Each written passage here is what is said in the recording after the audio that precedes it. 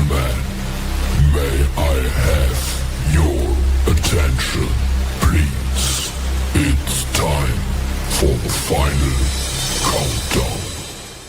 The show starts in 10, 9, 8, 7, 6, 5, 4, 3, 2, 1. Let's rock.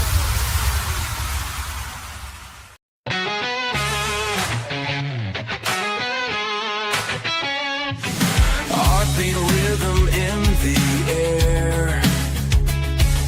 Glick's house, a vibrant lair, where melodies entwine and flow. Musicians gather, spirits glow. Rockin' interview, stories shared. Chill hangouts, no time spared. From soulful whispers to a roaring sound, music unites on hallowed ground. Strings and drums in harmony, voices rise in sweet decree. Jawless blend of sonic art, touching souls, a brand new start. Rockin' interview, stories shared. Chill hangouts, no time spared. From soulful whispers to a roaring sound, music unites on hallowed ground. All things music, a vibrant call for one and all to give their all in this sanctuary where dreams ignite. Music's power burning bright.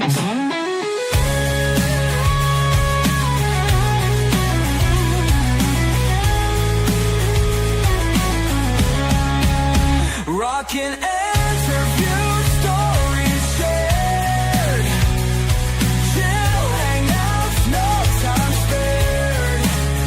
From soulful whispers to a roaring sound, music unites on hallowed ground. Glick's house of music, a place to be for every heart, wild and free. Music's embrace, forever strong, a symphony of life all night long.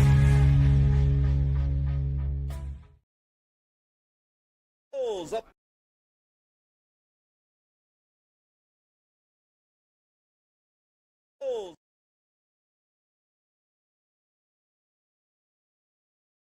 Up next on stage is Memphis. Memphis, come up on stage.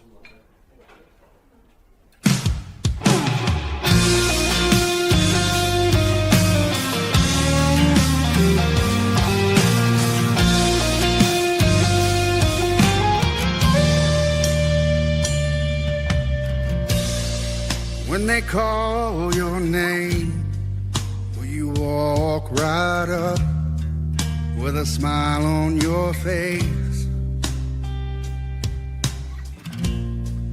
Will you cower in fear in your favorite sweater with no love letter?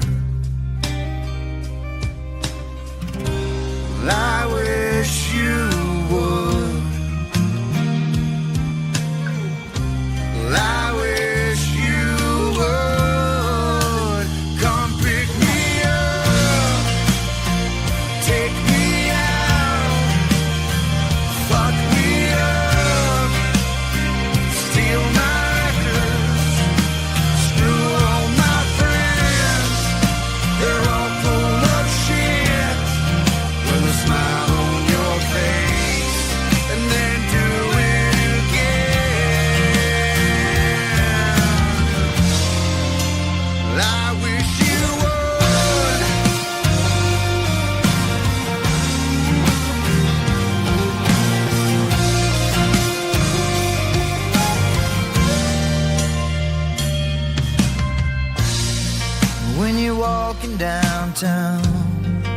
Do you wish I was there?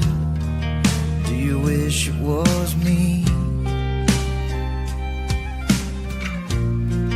With the windows clear and the mannequin's eyes, do they all look like mine? You know you could.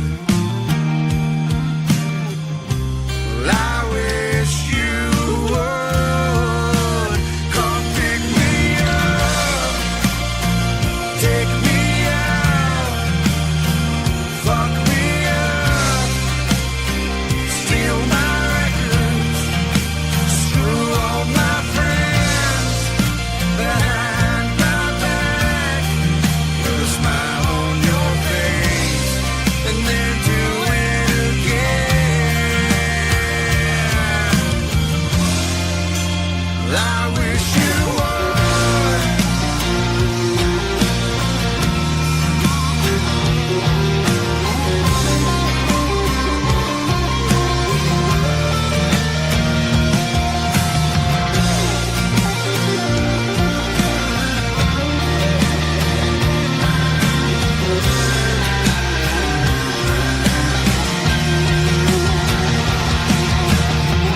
I wish you'd make up my bed, so I could make up my mind. Try it for sleeping instead. Maybe you'll rest sometimes. I wish I could. I wish I could. I wish I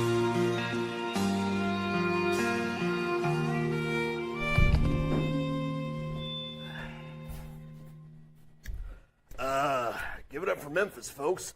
We got $2 wells. What's going on, guys? Sorry.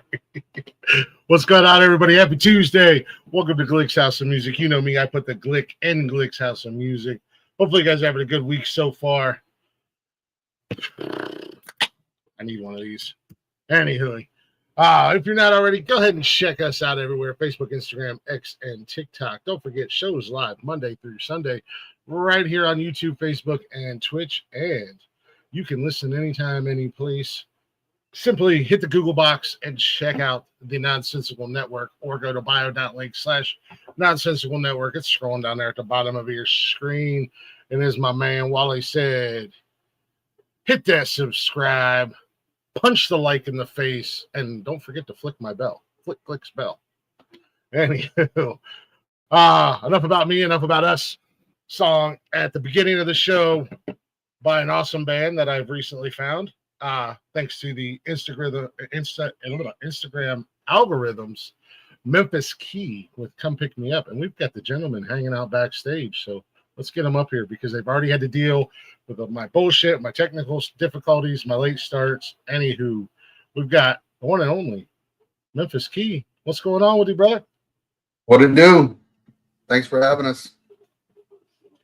Absolutely, absolutely. Appreciate you guys being here. And we got Spencer in the building. Now, what does Spencer do in the band? I'm still trying to figure that out myself. We're out here having fun. Nice. I play guitar and I help do some songwriting here. Nice.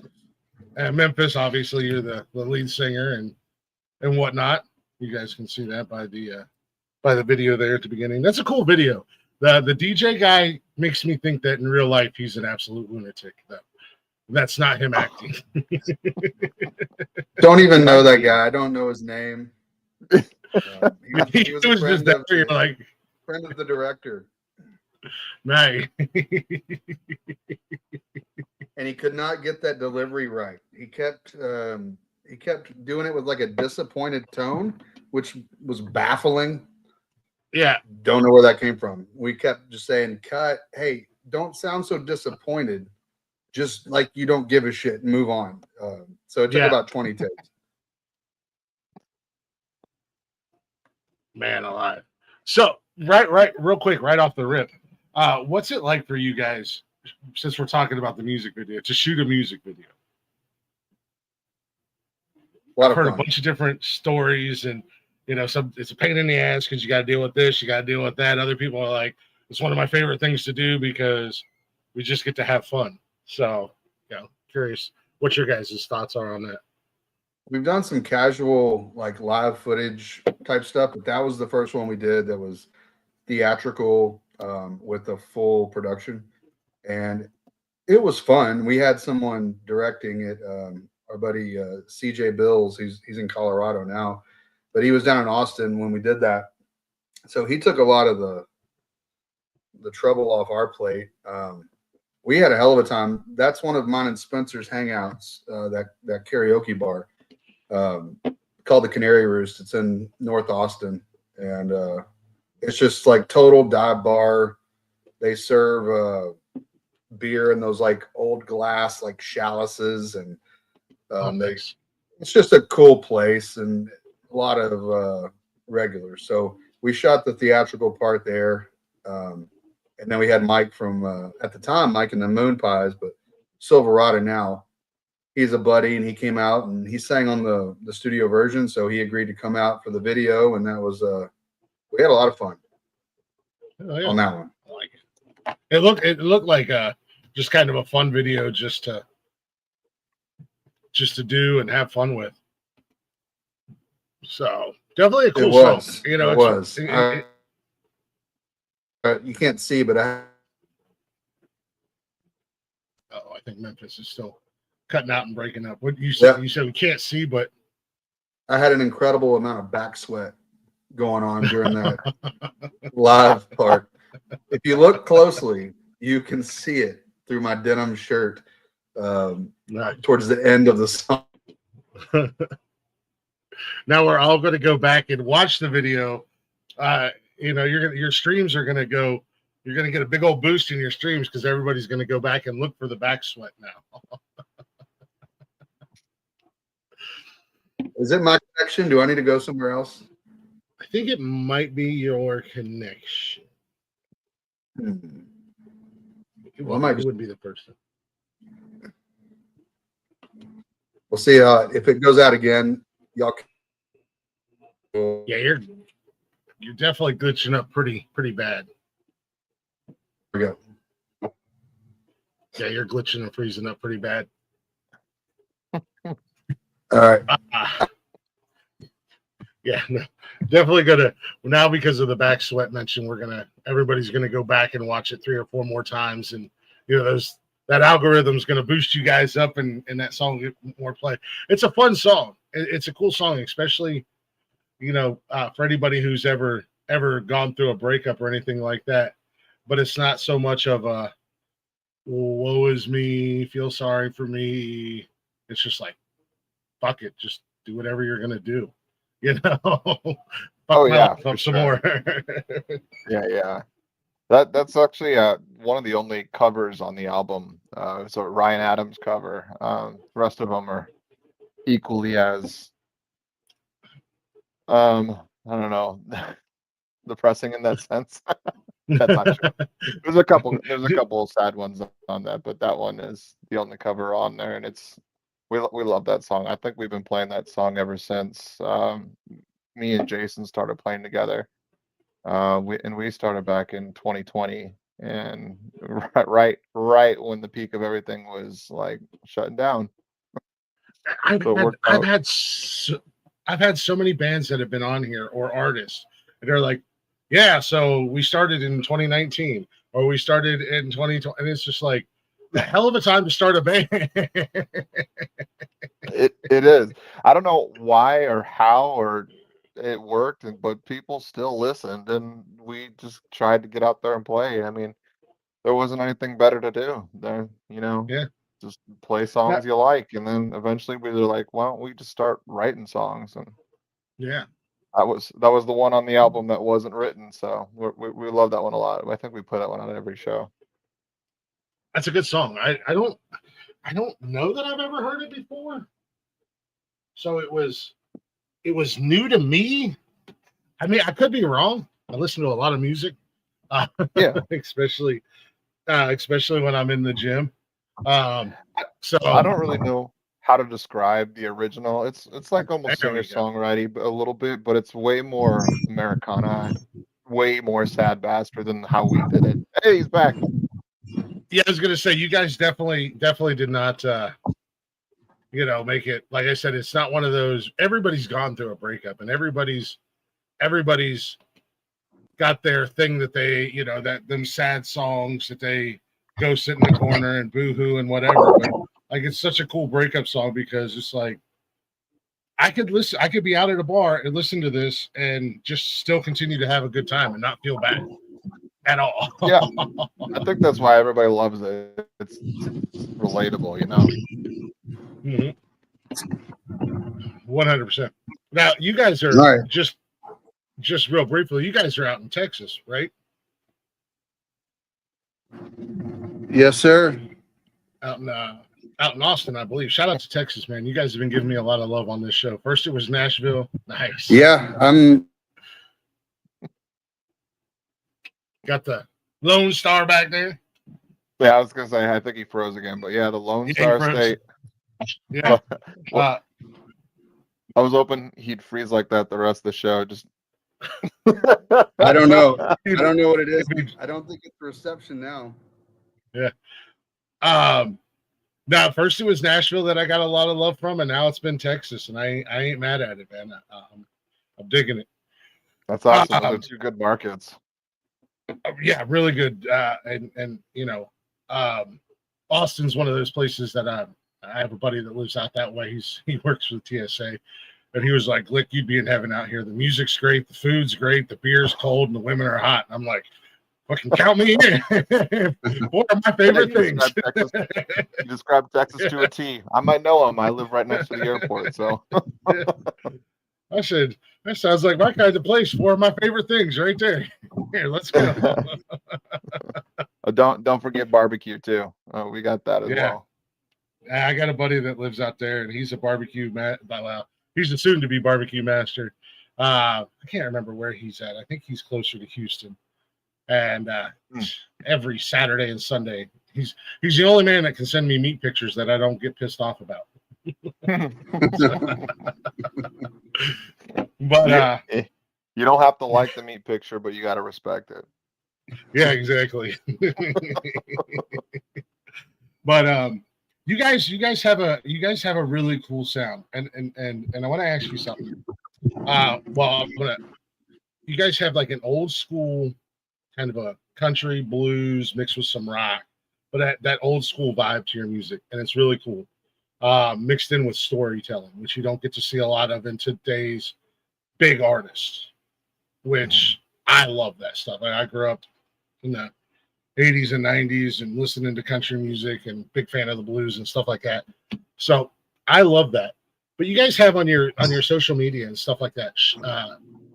Oh man, I'm gonna screw it up. Oh Lord. Red dirt. Shred dirt. Yeah, that's what it was. Shred dirt. Is that what you consider your style of music? Yeah, it's a little bit of marketing, but it does describe it. Red dirt music is really what if we had to be one genre, that would probably be it. But we do have a little more guitar heavy. It's not just the storytelling, like especially on the new record. The instruments have their own parts. It's not just like radio singles where it's 5-second intro, verse, chorus, bridge, outro, and it's done. We've got one song that the second half of the song is a guitar battle, essentially, between Spencer and Jake. So we incorporate the music more than just the story. And so Yeah. some of that music, though, is Spencer shredding the hell out of his guitar. And that gives the band that attitude that we love to have.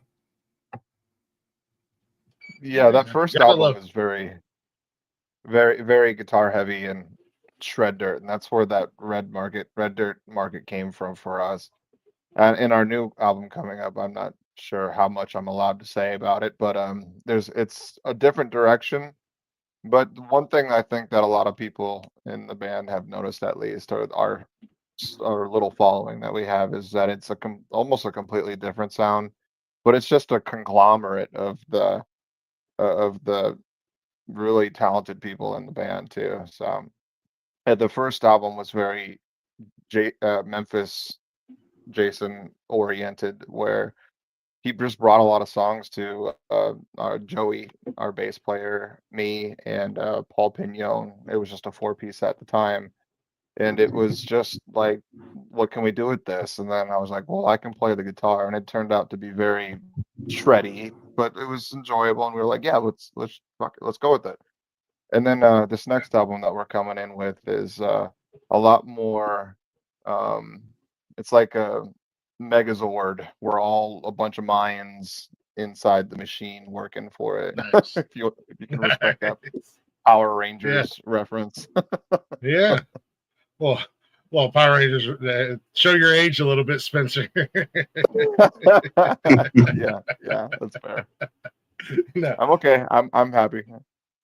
no, hey, we're probably right in that same age group. So Yeah. no, But that is true. Like the first record was mostly stuff that was written already, and the structure was essentially there, and then they added flavor.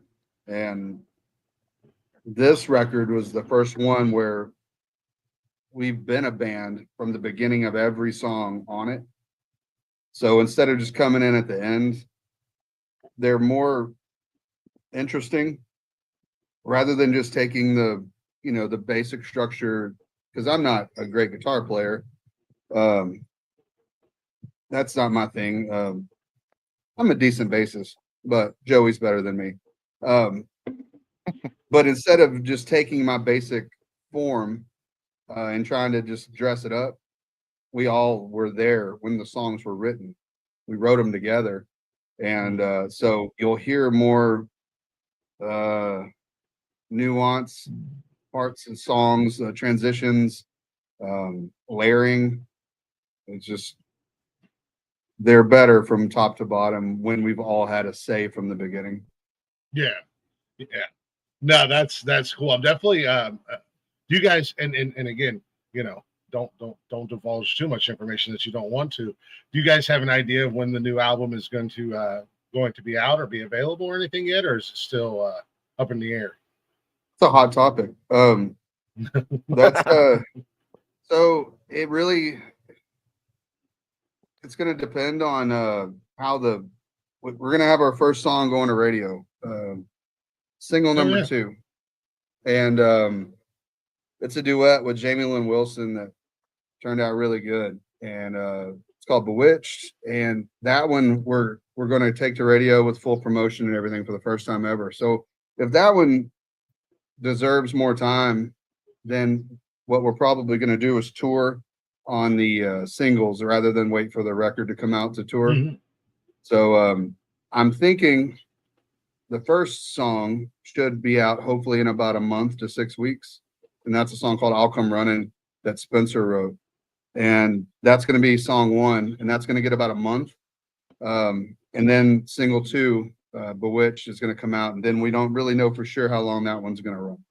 So record, early side of things, probably August. On the late side of things, October. That seems to be the new format with a lot of artists and bands and stuff, especially ones that I've interviewed. Is we're gonna let the singles simmer. We're not worried so much. The album's ready. Like the album, it's ready to go. We can get it in and put it out and do everything.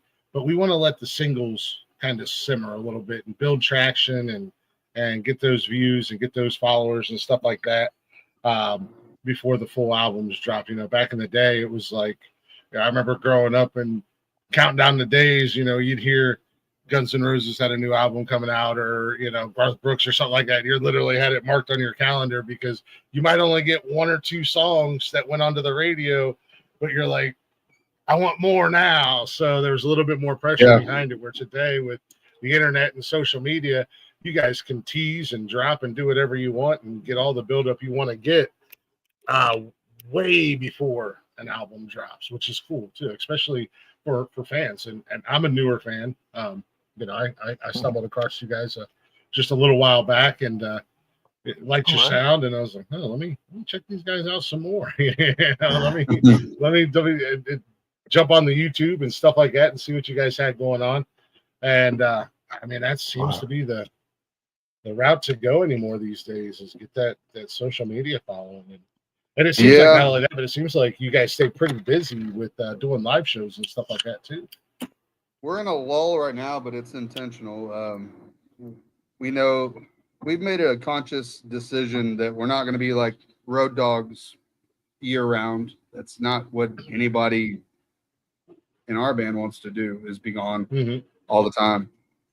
Everybody in the band's either married or has somebody that they've been with for a long time. And a couple of us have kids, and it's a sacrifice we're all willing to, you know, accept, whatever that is. But we're going to tour and, you know, hit it hard for a month, 2 months, and then break, and then hit it hard again. And so right now we're in that break right before the release, because this is going to be busy once it gets going in about a month.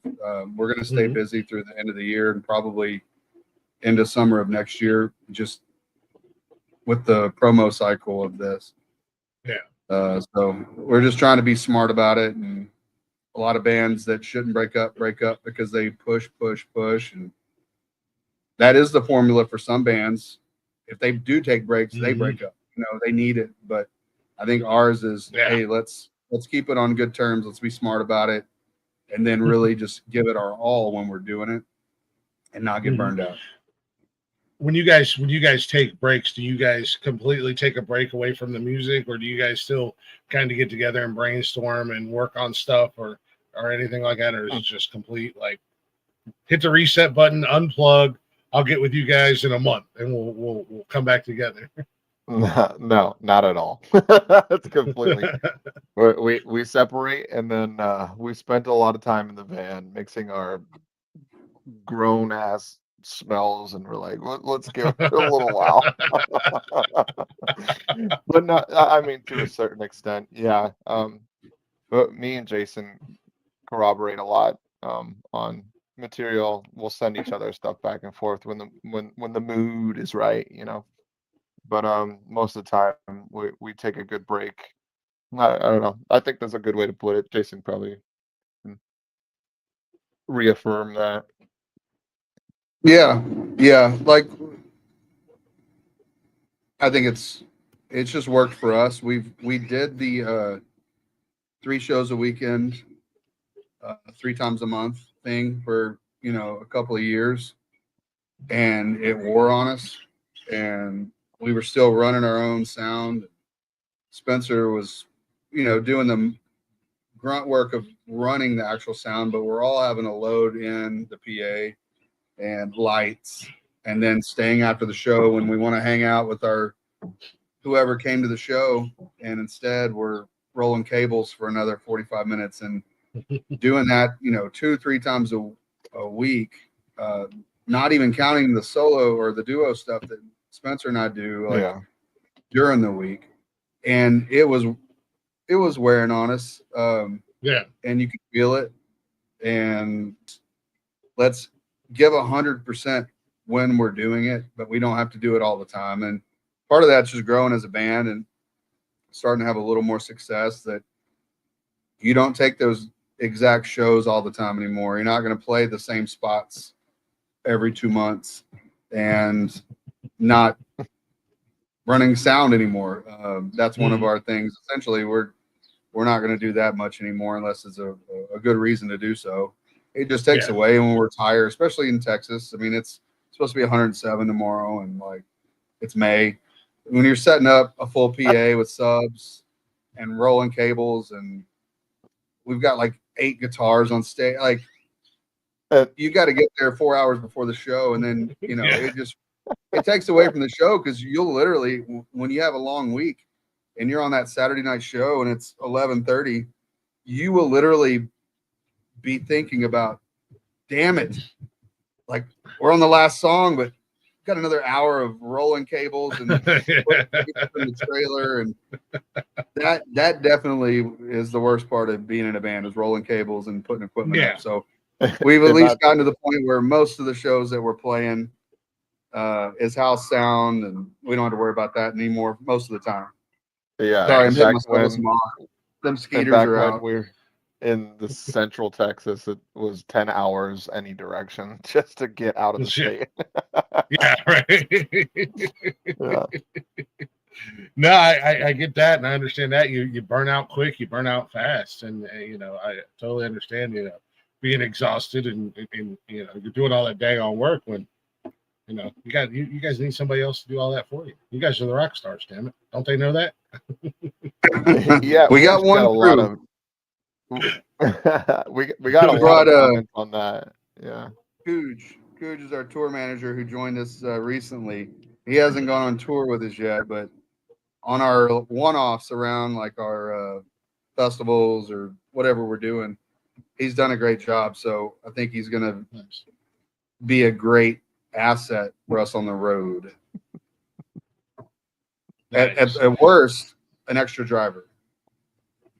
Hey, there ain't nothing wrong with that. I was gonna say, do you guys get out of Texas? I mean, now granted, like you said, Central Texas, it's 10 hours either direction to get out of the damn state or whatever. Yeah. It's a long drive. Do you guys get out of Texas a lot, or have you gotten the opportunity to get outside of Texas and play and introduce your sound to other places?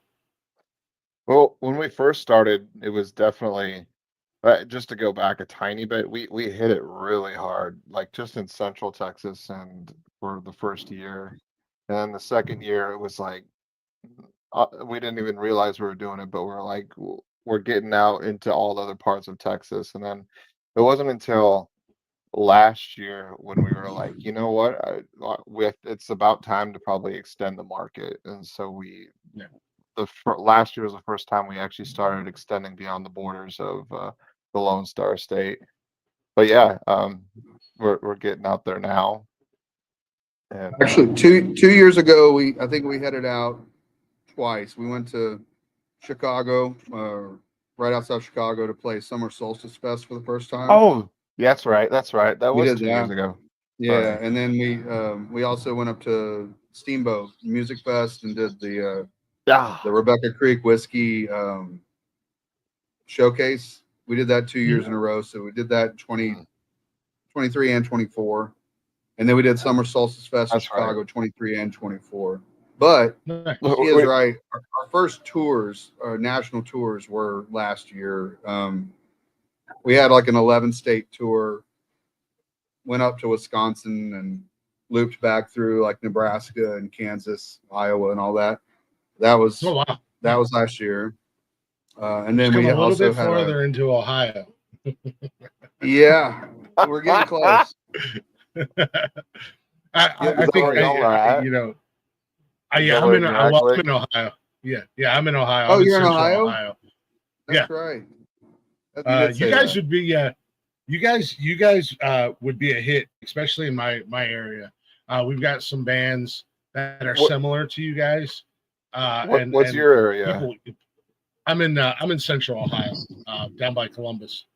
Okay. Sorry. Didn't mean to cut you off. We've got some bands that come out of Pittsburgh and some other surrounding areas, and even some local bands to Ohio that are similar to your guys' style, not exactly the same, obviously, but similar. And when they come to my area where I live, man, people eat it up, and they pack the bars. I was just at a show this weekend Went and seen north of Nashville, and they're out of Pittsburgh, and they play Buckeye Lake here every summer, and dude, they just pack it out everywhere they go. It's crazy how much like the people in the area soak up the local, you want to call it local music, and head out, especially in the summertime, to get on the lake and to Iowa loves y'all. Says Lori. That sounds like a nice Good place. Lord. We should consider that. That sounds nice.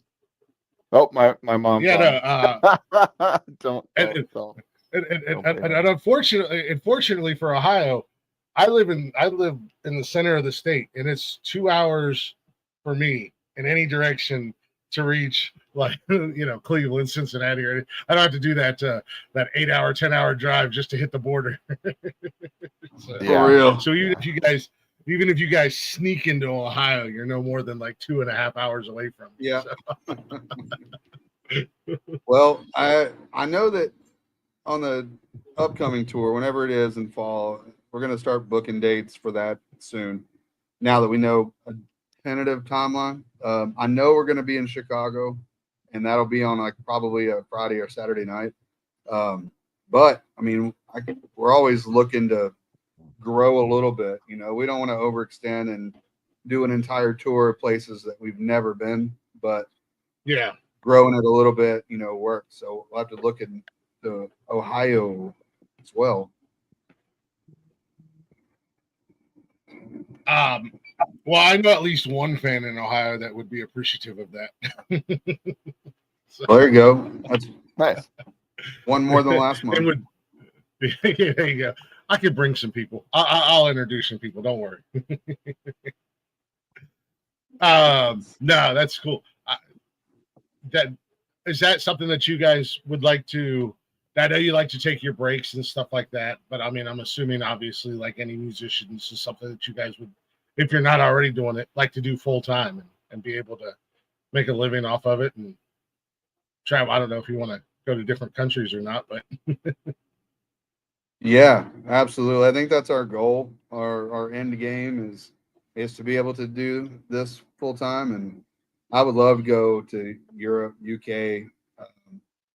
Some other people that we're buddies with have done it, and they have really good things to say about it.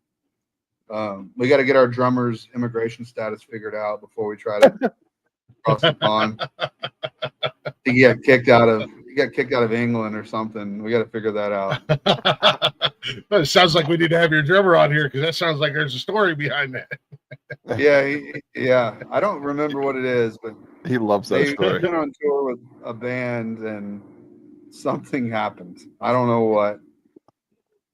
I don't remember either, but I remember he was held up at immigration or something, or they had like a 6-hour talk with him or something. He tells it way better. It's He's crazy. like the nicest guy too. He's the voice of reason when things get chaotic on the road. When we're all getting sick of everything and we're in Kansas City or something, some shitty bar, and Paul's the voice of reason. So for him to have issues makes me a little scared for the rest of us who don't know how to act. You're almost getting a little too specific. Yeah, it makes me a little nervous for you guys that he's the voice of reason and he's the only one that's been kicked out of an entire country. I mean, I haven't tried yet, so I guess sounds like you guys need to go back and circle around your life decisions in your friend circle. Well, that's why we're musicians. Yeah. I feel you. I feel you. No, I do the same thing. My circle of idiots here on the network is questionable at most. So, but I love them. They're my idiots at the end of the day. So there you go. Now, when it comes to writing songs for you guys, because obviously anybody who's listened, anybody out there, if you haven't listened, actually, before I go into my next question, this is how my brain works: 700 miles an hour in 27 different directions. Let everybody know where they can find you guys at and hear your music and listen to you guys and check you guys out. Most of the normal places. I don't know if we're on anything that's not, I don't know, anything special. It's going to be memphiskee.com. It's going to have links to everything. Spotify is where we've had the most success streaming. And then I got, we'll have some videos on YouTube where we have a music video being produced, edited right now. I'm supposed to get a rough draft in the next couple of days of that video for I'll Come Running. We shot that live. We played the kickoff party for Two Step In, that Nice. big country music fest, and we played on the steps of the historic courthouse there in Georgetown, Texas. And so we shot a video there, and we're gonna have that coming out on the day of the single release. So there'll be something else there on YouTube, and then we'll have other videos for songs that aren't singles that will be more pointed towards social media, and one of those is already done that we've shot. So YouTube, TikTok we mess around with from time to time. We got to step that up when the record's out, and then your normal stuff. We are gonna have vinyl with this release, so we will have records, Nice. actual records for sale for the first time with this one. We've had a lot of conversation about that so far. It sounds like a lot of people are going to buy that up quick. So if you're Vinyl's back, man. People are into it. They love it. I'm a fan of it myself. I have a giant. I gotta find somebody who can work on it, which is not an easy task. But I've got this giant console like Grandma and Grandpa used to have that takes 6 men and a boy to even think about lifting it up and moving it. But everything sounds great. There's just a record player stopped working on it, but the speakers still sound great. It's from the 70s. And I've got a whole chest full of vinyls, man. And I love throwing them on there and listening to them from time to time. My kids have even started listening to vinyls. Nice. Because they're like, it just sounds different. I'm like, yeah, it sounds cool. It's like, it's gritty, it's real, it's raw. You know what I mean? It's just something different. It is. Yeah, you got to keep it alive. Mm-hmm. So where I was going to go with that was when it comes to your guys' songwriting, because you guys are just kind of a little bit all over the place, from love songs to storytelling to wait till you hear the new record. Good party songs to even and one of my favorite songs that I've been listening to. I don't know how many times I've listened to it. I think the other day I listened to it like 6 times in a row. I love this fucking song, Sam and Kate. Nice. Like a good old fashioned story. Just the scumbag gets his at the end, and the good guy gets to go on. You're like, such a great song, man. So you guys are kind of a little bit all over the place. So when it comes to songwriting for you guys, you guys said earlier that you do some stuff together, you write together and whatnot. Where do you guys write from? Where do you get your inspiration to write from? Well, Sam and Kate was Jason's song before I even knew Jason, or Memphis, as I should say. He can tell you all about that. But yeah, maybe you should go. Give you a little start here.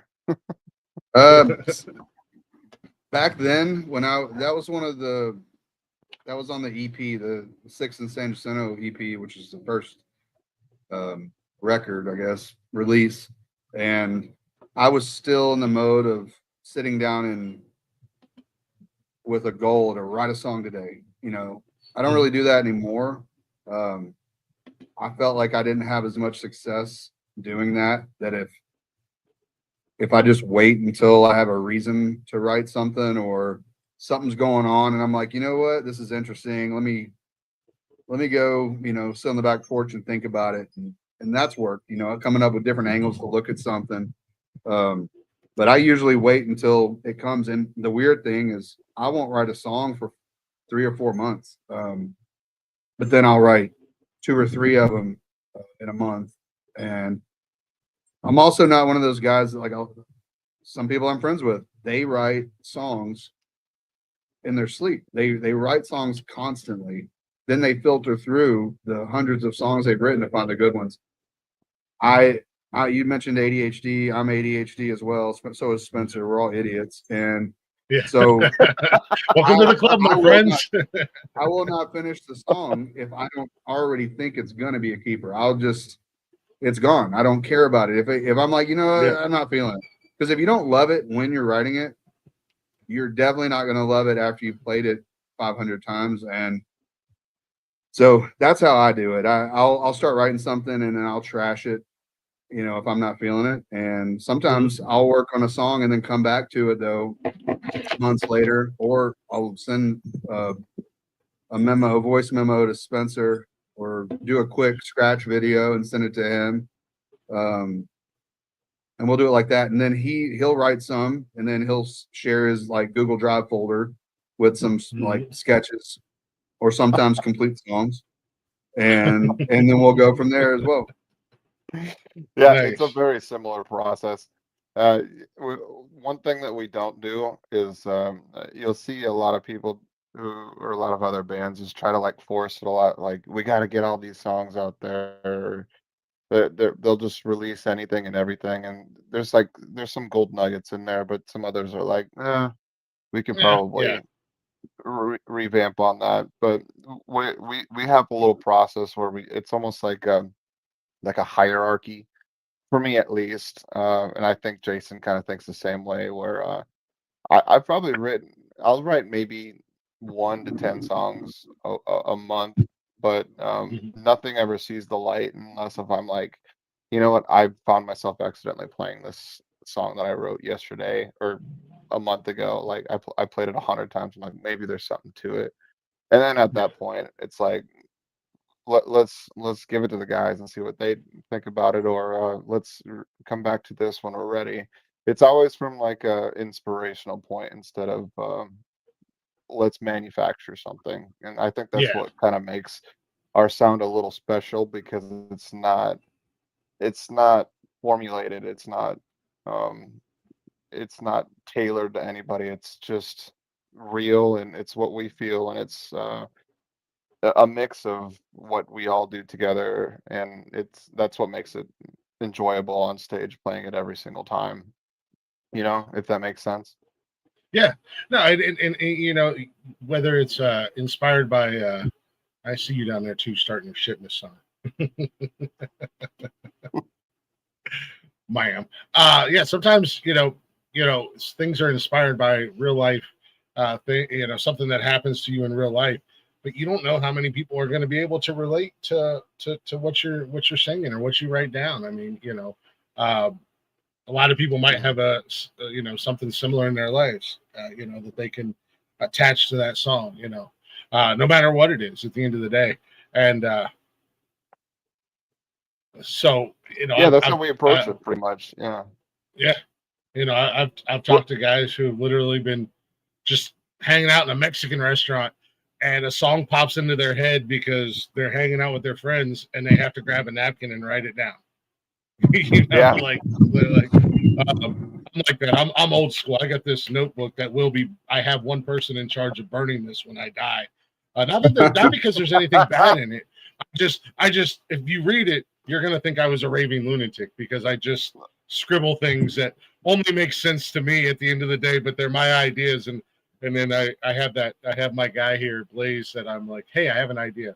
And he'll either tell me it's a good idea or a bad idea. Like you said, Spencer, that hierarchy of if it's gonna get past the tablet or the notepad or whatever of should we do this, or is this a dumb idea? It has to make it past my song, has to make it past me, and then it has to go to Jason, and then if it makes it to Jason, and then he's like, okay, let's show it to the boys, and then it's like something comes from that's kind of the new formula we're starting here, and I think that's some of our favorite songs on the new album that we're excited to show people, because it's a completely different direction from the first album. Yeah, Sorry, I mine got starts there. with a scribble. I scribble mine into the notes app. That's the Yeah. first thing. And then if it starts looking good, then pen and paper come out. Yeah. And then once I get some sort of a form, usually I need one verse and one chorus, then I'll send it to Spencer and see what he thinks about it. And then like one time, which this song is nuts. It's almost metal. It's on the record. I had an idea that was based off a riff, and I wanted just a balls to the wall, just loud, fast drums, yeah. guitar, attitude, and it was really based off a Queens of the Stone Age song, and just the vibe of the song, not the riff, but the vibe of the song. And we talked about it for a while, and then I had mentioned it to Spencer a couple of times while we were riding the gigs, and when we were in Colorado last summer, we had played a show at a brewery, and part of it was they put us up in an Airbnb above the brewery, which was cool as shit, because we would literally walk downstairs to get beers. Hell yeah. And so they put us up in this apartment. It was nice. But that's when I heard the riff for the first time, and I started adding some of the lyrics, and we came up with this song that we wrote. Now that I'm thinking about it, we wrote 3 of the songs on the record while we were on tour as a band. So we wrote one in Iowa, we wrote one in Omaha, Nebraska, and we wrote one in Steamboat, Colorado. So, but yeah, that was a different way. It was just an idea of a vibe, and it matched up and it worked. And so we were looking for the 10th song. We wanted to get 10 songs on the record. And we were looking for that 10th song, and we went back to that. We're like, hey, look, we did this. Let's bring it back out and see what it sounds like actually playing it as a band. And when it started happening, it was like, holy shit, can we do this? And then everyone unanimously was like, our producer, Adam Oder, who's won like 5 Grammys, so we trust him. It sounds like that. I mean, that's what he's doing. Yeah. It's like, is this too much? Or can we do this? He's like, fuck yeah. And so the famous Adam line. Fuck yeah. And so that's what we did. It's going on there, and it is loud and fast, and but that was another way that we wrote songs, written a song. Yeah. And of those 3 songs too, those are the most reciprocated ones that we played so far. Everybody at our last show when we did the recording for I'll Come Running, the very few people who knew of this song were like, what's the $20 chain? $20 chain. Oh yeah. It's fun to see. They were getting a little crunk, is. but you knew that it's becoming a fan favorite real quick. Yeah. It's called $1,000 Boots and $20 Chain. So the song's called $20 Chain. But yeah, it's quickly becoming a favorite. Another song we wrote on the road. It's we're not giving anything away. It's a song about this dude getting abducted by aliens. It's called Pedro. People fucking love that song. Yeah. That's by far my favorite song. There's that one. Yeah, they love it. That's the song that has essentially a guitar battle for the whole second half of the song. How does one get a little special VIP listening to that? Oh, I can shoot you over a preview. Yeah, that sounds crazy. Good. No, man, loud, fast, heavy. Those one of those songs that comes out of left field, especially for you guys, and again, a new fan.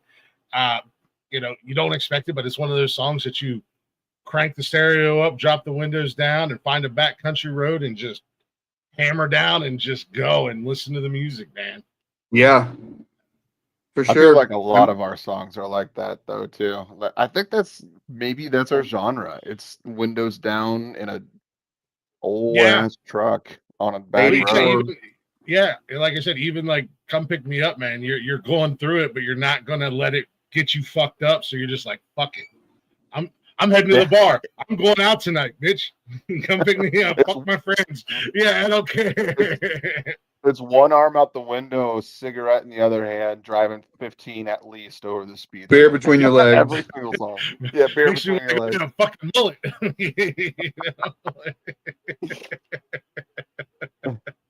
Speaking Yeah, of Mike. beer, this segment is brought to you by Shiner Orderly, Oh, Mexican style cerveza. Nice. Also, I'm in party mode. Nice. It's beer 30, and I got That's done good. selling some insurance today, so we're wearing the Shiner shirt. That's a Are you nice guys shirt. sponsored? Are you guys It sponsored is. by Shiner by chance? We are. Nice. Hell yeah. They Absolutely. don't If they're require out that. there, That was just being yeah. stupid. They don't require Yeah, that. absolutely. Shout them out then. Damn. I Yeah, would It's they've love not to get helped beer required, us. but we sponsored. like it. They've helped us along, and our buddy Joe, he's our rep there. Yeah. He's been a buddy even before this. We actually years and years ago, Joe and I worked at a brewery together when I was just getting music started. Actually, that brewery was one of the first shows I had played. This is 10, 11 years ago. So he has moved on to bigger and better things, and Yeah. I've progressed, and so he's at Shiner now. So we got to come back together and work together, and Yeah. they've helped us pay for tours, and they keep us stocked up Absolutely. with Shout them out. Yeah. silly shirts like Spencer has, and cold beer. So Shit. Miller Lite, you listening? I need a sponsor. there you go. This There you is go. the time to yell out for I'm doors. drinking Too. your shit for free live on these shows for 4 years. Damn it. Yeah. It's time to hook a brother up. I want you to take my order with that headset Yeah. on.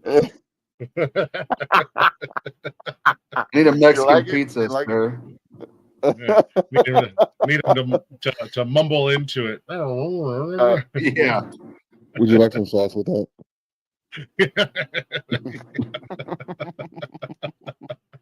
Yeah, Nice. I see the Miller. That's a good second go to whenever we're out of state and they don't got some Shiner to Shiner's go to. Shiner seems to be pretty popular up here. I don't know Is about it? the bars because I switched to Miller Lite a few years back, and it's been my go-to ever since. But when I go to like the a grocery store and stuff like that, Shiner's always there. Our local Kroger's, they got a whole fucking section of it. I think I've tried one or two. Nice. I think it could be Nice. wrong. I think by far our favorite's the Oral A. Sorry, I didn't cut you off. Yeah. What is the or as the white folk in Ohio say, orderly? Orderly. Yeah. Hey, Okay, I'm from Mexican. Iowa and I said it wrong for 2 months straight. A Mexican Yeah. style. Nice. Okay. It's good. What if we got that all the way out here in Ohio? I have to check it out and I give don't it know. a try. It is my favorite. On the recommendation of Memphis Kee, they said it's good beer. So if I drink it, It is. Then... yeah, no, I say it wrong all the time. I've got friends out in Texas. I've got friends in Mexico, and I say it wrong just to piss with them. Orderly, vato, and they're like, it's not Tito's. But so as a I want to come to Texas so bad because there's so many kick-ass bands out there. I just want to come and hang out with They them. are everywhere. Yeah. Even like on a Tuesday night, they're everywhere. So when you guys are on stage, what is your stage presence like? Do you guys put on a show for the audience? Or I'm always curious about that because I've seen some bands that I don't care about, like Kiss. Not a big fan of Kiss. Kiss go to hell, especially you, Gene Simmons. I like a few of your songs, but dude, if you ever got the chance to see them, well, they say they're retired. But I got the opportunity to see them back in forever ago, for their Psycho Circus tour. They put on a hell of a fucking show. A buddy of mine was a huge Kiss fan, and we went, and I was just thoroughly impressed because I mean, lasers, explosions, monsters, Gene doing what Gene does, and it was just like, holy crap! The music sucks, but this is cool.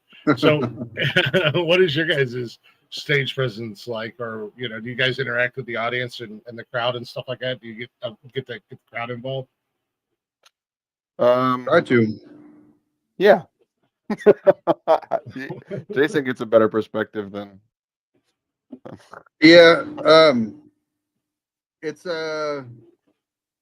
emotion, I think, like good or bad or into whatever song we're doing. Or if it's a lighthearted song, then that emotion might just be interaction with the crowd, making eye contact, all that stuff. But then we get into the ones that, you know, or maybe have some feelings behind them. Like you'll see it. Like we'll get into it. We'll probably play a Nice. little harder. Like when we do "Come Pick Me Up," it's always been the last song that we play, and Oh, we yeah. leave it like sports analogies. We leave it on the floor. Like I'm gonna hold that last power note as long as I can, and he's gonna rip his solo as hard as he can, and we want that to be like what they remember. And even before the full band, which now that we have the band, everyone's on board. Everyone, we don't have to talk.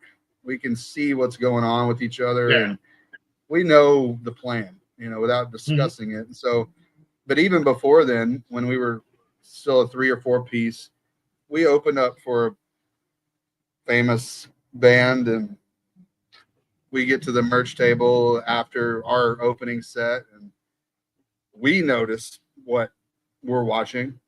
And then other people start noticing, and we start selling more merch than we've ever sold after our set was over, because people just saw, they just said, it just seemed like y'all give a shit. Yeah.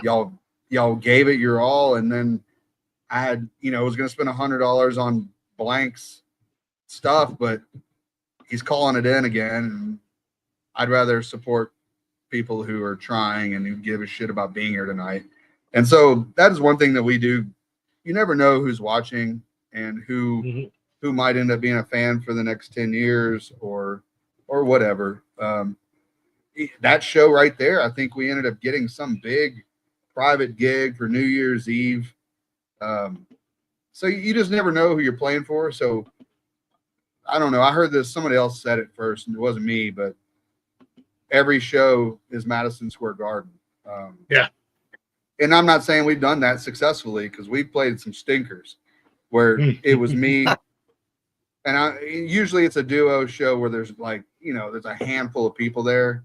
Our full band shows, generally, there's going to be a decent turnout. But every now and then, you never know. Like, you might be in a random city you've never played before, playing some blacked out, shitty bar and you never know who's going to show up if the local openers don't bring anybody either.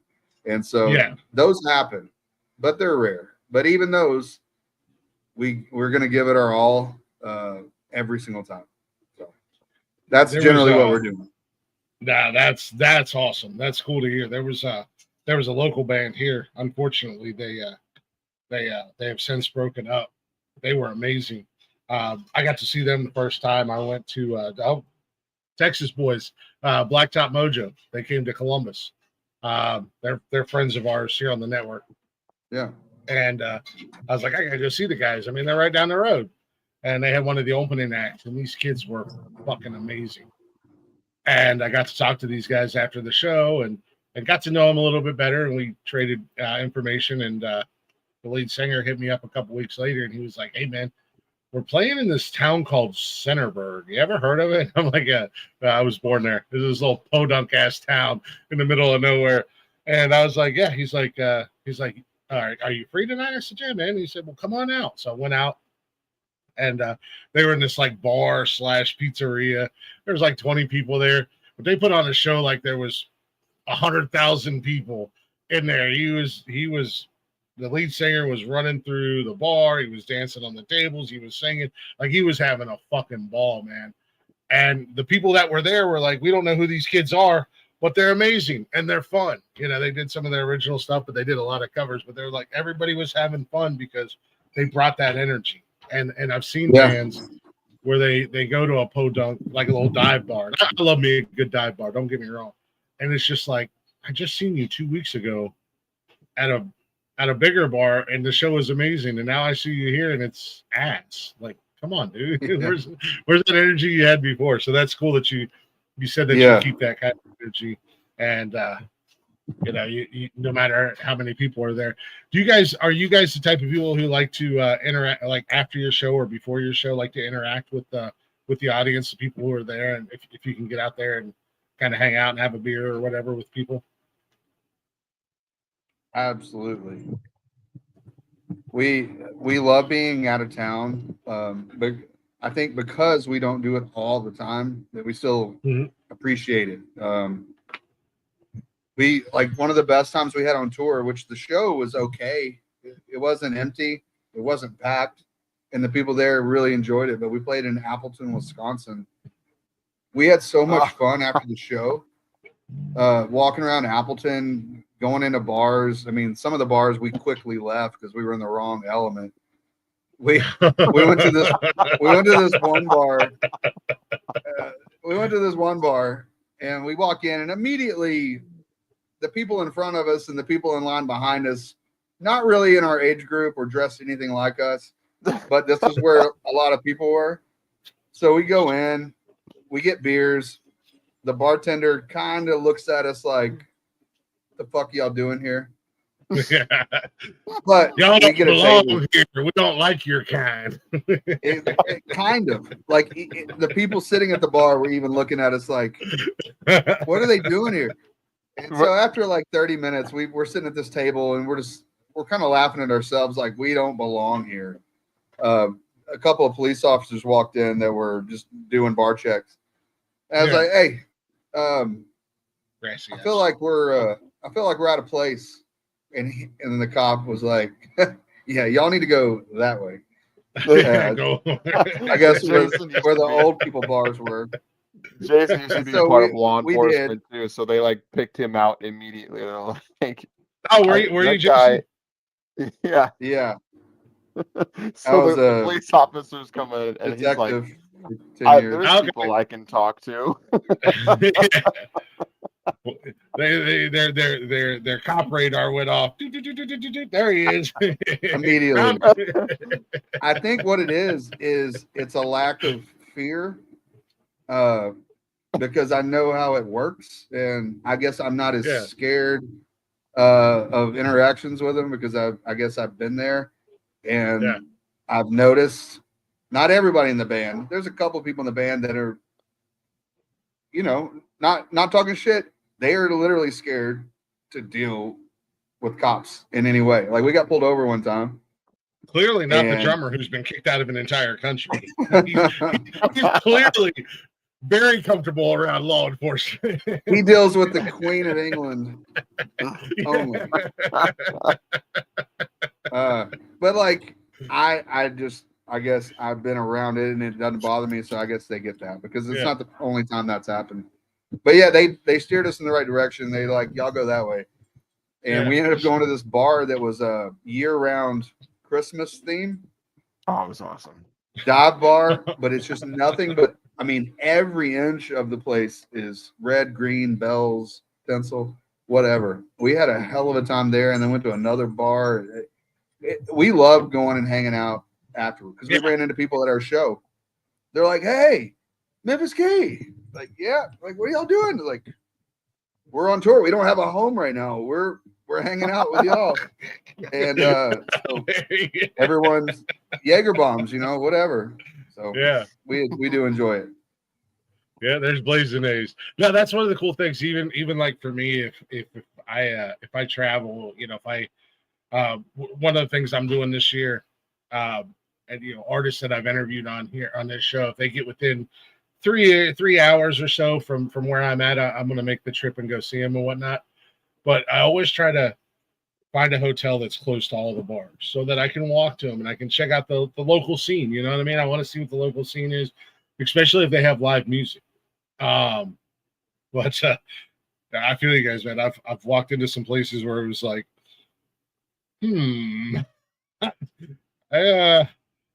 like Sesame Street once said, one of these things don't belong. It happened the other day to me and my wife. We went to Denver for our anniversary, so we were there. The reason for the trip was to see Turnpike and Robert O'Keefe at Red Rocks, which was awesome. It was amazing. But so we did that Friday night, And then Saturday, it was our wedding anniversary is why we went. And so we are like, hey, Saturday will be our like going out, celebrate. Mhm. So before our dinner, we're like, hey, this rooftop bar up here, everyone's got, it's great reviews. It looks directly at the Rockies. Nice. Supposedly the highest rooftop bar in Colorado. Let's go. So we get on the wait, and we waited like 30 minutes. Wasn't too bad. But we get up there, and I'm in my cowboy hat and ostrich boots, and she's got her hat on, no boots, but definitely like a Texas vibe to what she's wearing. And we go in, and it couldn't have been more of a collection of people that wish they lived in Miami. It just, I mean, there was like three different guys that look like Pitbull. And I'm walking like through to try to find this a place. I'm like, hey, I'm gonna walk down there. You can stay here. I'm gonna go find us a seat, hopefully, because it was first come first serve up there. Yeah. And I did like a walkthrough, and when I got to the main area, they were looking at me like my skin was green. I swear to God, they were stopping conversations. Seeing people hit each other and being like, it was like they hadn't seen it. I don't know. Maybe I shouldn't have been up there. I don't know. But we got the fuck out of there as soon as we finished our drinks and went somewhere more appropriate for us. So that I'm used to that happening to me.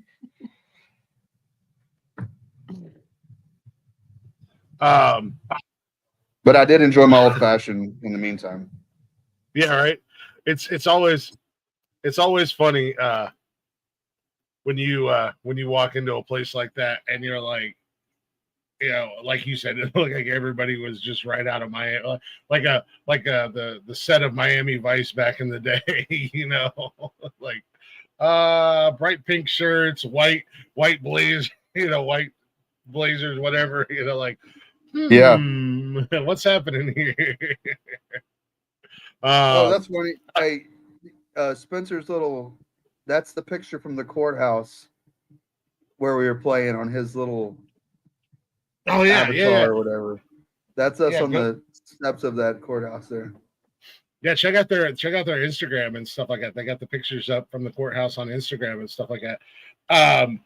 But sometimes it's fun to walk into those places where you don't belong, and then you just stay just because you want to make everybody kind of a little just a little uncomfortable and a little uneasy, like what's he gonna do? Absolutely. If there had been a seat for us to sit, I would have sat right in the middle, but I didn't want to sit there and stare at everybody and wait for something to open up. I knew someone was going to eventually piss me off, and I didn't want to ruin our anniversary. Yeah, there you go. So I know you guys were doing the show, or went to see the show and everything like that. How was it? Was that your first experience at Red Rocks, or? Okay. We went to see Turnpike in 22, right when they came back out of retirement. I mean, it's hard to beat the first time because it's the first time you've seen all of it and experienced it. It's beautiful, and so, but I don't know. I think the show itself might have been better this time. They have some new songs that, God, they're amazing. I don't know if you listened to their new record, but it's got a couple of classics on there at least, and so the show was great. And Robert O'Keen was the opener, and he's one of my favorites. Nice. And so Robert O'Keen's a huge influence. His storytelling, and some people think I have a nasally voice that sounds like him as well sometimes. So that's a compliment. And so seeing both of them together, because we cover a couple of our real songs when we do covers, and we do several Turnpike songs, not all together anymore, but we'll still throw Jen Smoking Lies in there here and there, and nice. a couple of other ones. But yeah, the show was amazing. It was beautiful. Typical Denver May day, I guess. It was 70, 78 in the daytime and 58, 55 by the end of the show, which is I love that cooler weather. Yeah. So, But yeah, it was awesome. Hell yeah. Red Rocks is definitely on my bucket list. You know, it's almost like initially, if the opportunity presents itself, I'll almost see anybody there. Yeah. But there are, you know, because I want to go so bad. I've seen videos and stuff from Red Rocks, and it looks amazing, and it sounds amazing. Yeah. But you know, obviously, there's some acts that, you know, if they were there, and again, if the opportunity was there, I would absolutely, without missing a beat, go see them. But it's one of those bucket list venues for me. Even Madison Square Garden is like, I've seen it from the outside. Yeah. But you know, I'd almost go see just about anybody there just to be inside Madison Square Garden for a concert. Yeah. Just to say that I was Sure. there. But no. After I got scolded when we were talking on Instagram, I did go and check out. Yeah. check out the. If you looked at our website, you would know. That's how it went down, guys. I'm just fucking with Memphis. Yeah, what was that? I'm sorry. Yeah, you were talking about going to the show. And I asked if you guys were performing there because I thought that was really cool. And you were like, no, we're going to see them. They're listed on our website as our inspiration, you know, guys that we look up to. And I was just like, oh shit, I haven't gotten that far yet because we booked this interview, you know, a little bit out. We booked this interview a little bit out. So. Oh yeah. Like, oh no. So yeah. So I remember being with my wife, and I was like, I think he thinks I was talking shit. It's hard sometimes. It's vague, I guess, you know, when you don't get context. But all I was trying to convey was like, these guys are literally one of like the 4 influences on the band, and they're literally in our bio. That's how important they are to us. And it came off as, hey, do your fucking research. Do your fucking homework, jackass. No, that's the thing with text. Turn my light on. And that's like when you just got perpetually darker. Yeah, when I was like, oh shit, does he think I'm stupid? Am I getting yelled at right now? No, I'm not getting yelled at right now. Hold on a second. It's so hard sometimes through text because trust me, there's times where I'll type a message and I'll delete it like 6 or 7 times because I'm like, I fucking hate sending text messages. And sometimes, especially with artists that I get to know and after they've been on here, I'm like, you know what, fuck it. I'm not texting you. I'm just gonna send you a voice message because I can't make this not sound like I'm being a dick or not sound douchey. That's true. But yeah, for like just a brief second, I was like, oh shit, I fucked up. Yeah, he'll be fine. Like, yeah, fuck it. He'll be fine. Okay. Yeah, I remember that now. That's funny. So we were talking a little bit earlier, being on the road. And I'm going to do this intentional because I still got you guys in my ear, but I just got to pop back here real quick. When you guys get together and you guys are touring, do you guys like to get into shenanigans and fuckery when you're on the road? And if you have any stories that you can share, please feel free to share away. And I'm going to be listening, and everybody else is going to be listening. So that's all we do. That's all you do. Well, I mean, like breakfast is always a good time to have fun, especially the night after. We're always trying to figure out where we're going, who wants what, and I don't know. I can't think of a specific thing off the top of my head, but I'm just trying to think here. Every night's almost a shenanigan, or we'll try something different on stage, or I don't know if anything like let's all dress like clowns or something crazy, but like I don't know. Jason might have some good. He's the storyteller here. You got one? You got to have at least one good like road story. Oh Jesus, we lost Jason. Jason he canceled himself. He was like, nope. He canceled himself. Nope. You could have just said, I don't want to share any story. And that's it. He's gone.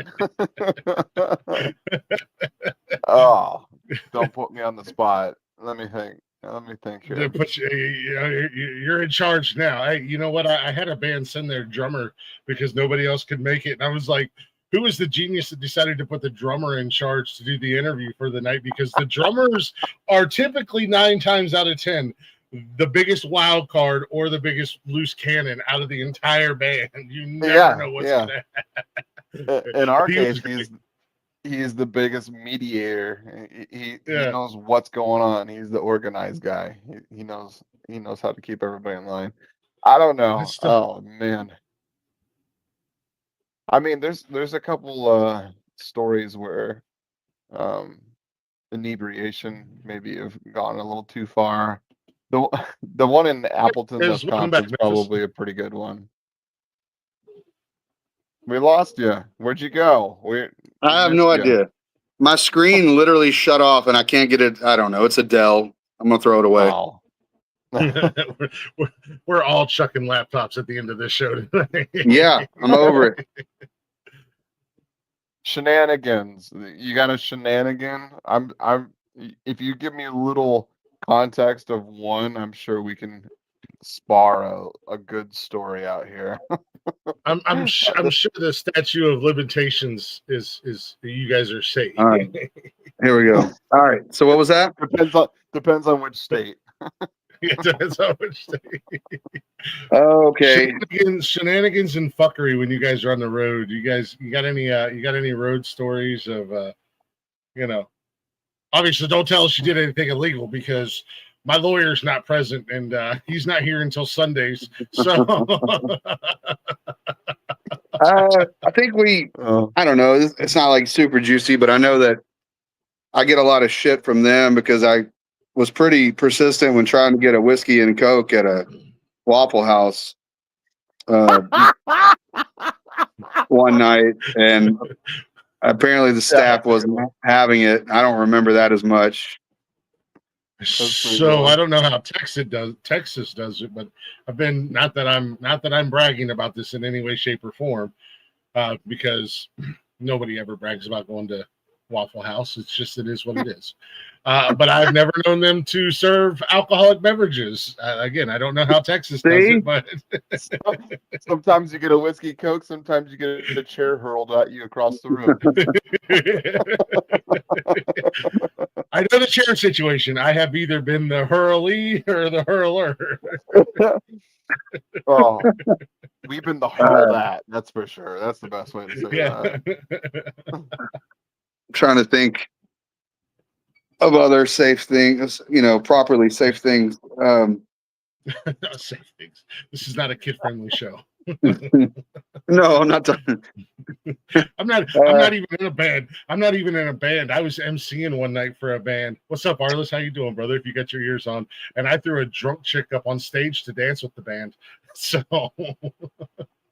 I was told to, but I was told to. And then all of a sudden I was the bad guy.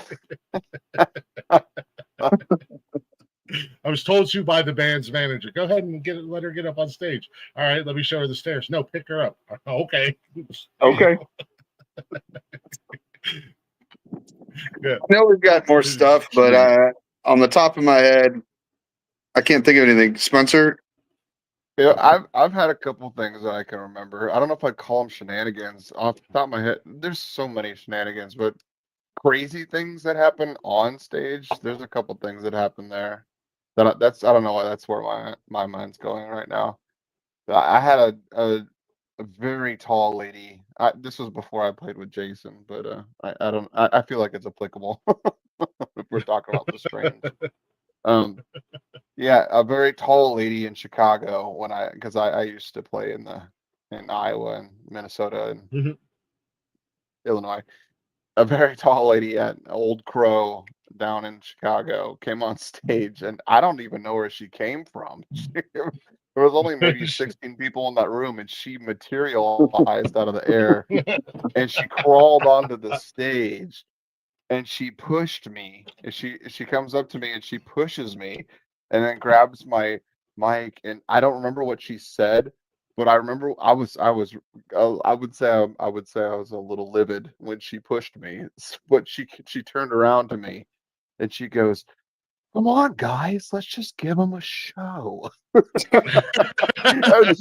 she goes back to the mic and she starts screaming. I don't remember what I was so mad. I can't even remember what the dialogue was, but all I remember her saying was, "Let's give him a show, guys."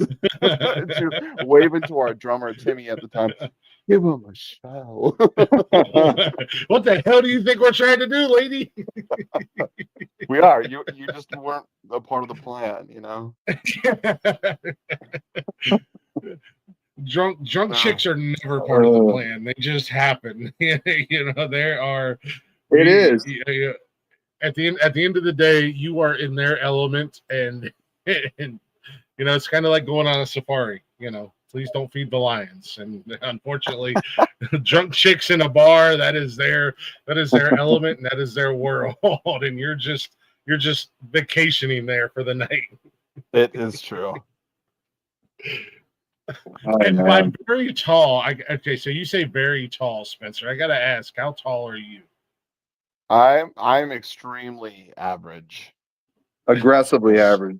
Aggressively average. Okay, so I would say somewhere between 5 foot and 6 foot. That's 5 foot. I don't know. I'll have to look at my license. Somewhere between 8, 9, and 10. Somewhere between 8 and 9. She was like tall, like almost a head taller than me. So she pushed me, and I was like, God damn. She was very. Felt a little violated. I was like, call me some names. Yeah, slap me around. Call me Sally. You big Amazon bitch. 5 foot Tom Cruise.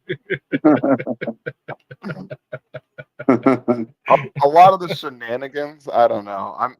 It's best to remember shenanigans because you never remember them until you're going through your images and your gallery at 1 a.m. You're like, oh, I forgot I took that picture. 3 days later, you're like, what the hell? Sometimes it's like 4 months, a year later. Sometimes it's even like 2 years, 3 years later. Well, there's a lot of good times, especially in the early years when we were hitting it pretty hard. Like, I think we played, how many days are there in a year? 365. We probably played at least 100 to 150 just between me and Jason and, and the band at the time. Yeah. I think there was a lot of time for shenanigans. It was like 138. Yeah. I think like in 22, I think that's what we played. So we cut it down a little. Yeah, that's a lot of time on the road. I mean,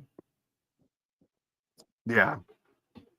And you said you guys were doing three shows a weekend. So you're doing like Friday, a couple on Saturday, or Friday, Saturday, Sunday, or sometimes it'd be a Sunday show, like a daytime show. Sometimes we would start with an acoustic on a Thursday night, and sometimes we were doing, random Tuesdays or random Wednesdays, and doing a lot of private shows too back then. A lot of private parties and stuff. So, it was a lot of them back then. Nice. I think my computer died. Just FYI, I've reset it. The screen no longer works. It is.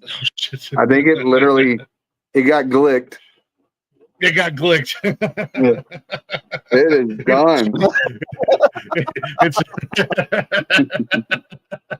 It does not work. It's funny.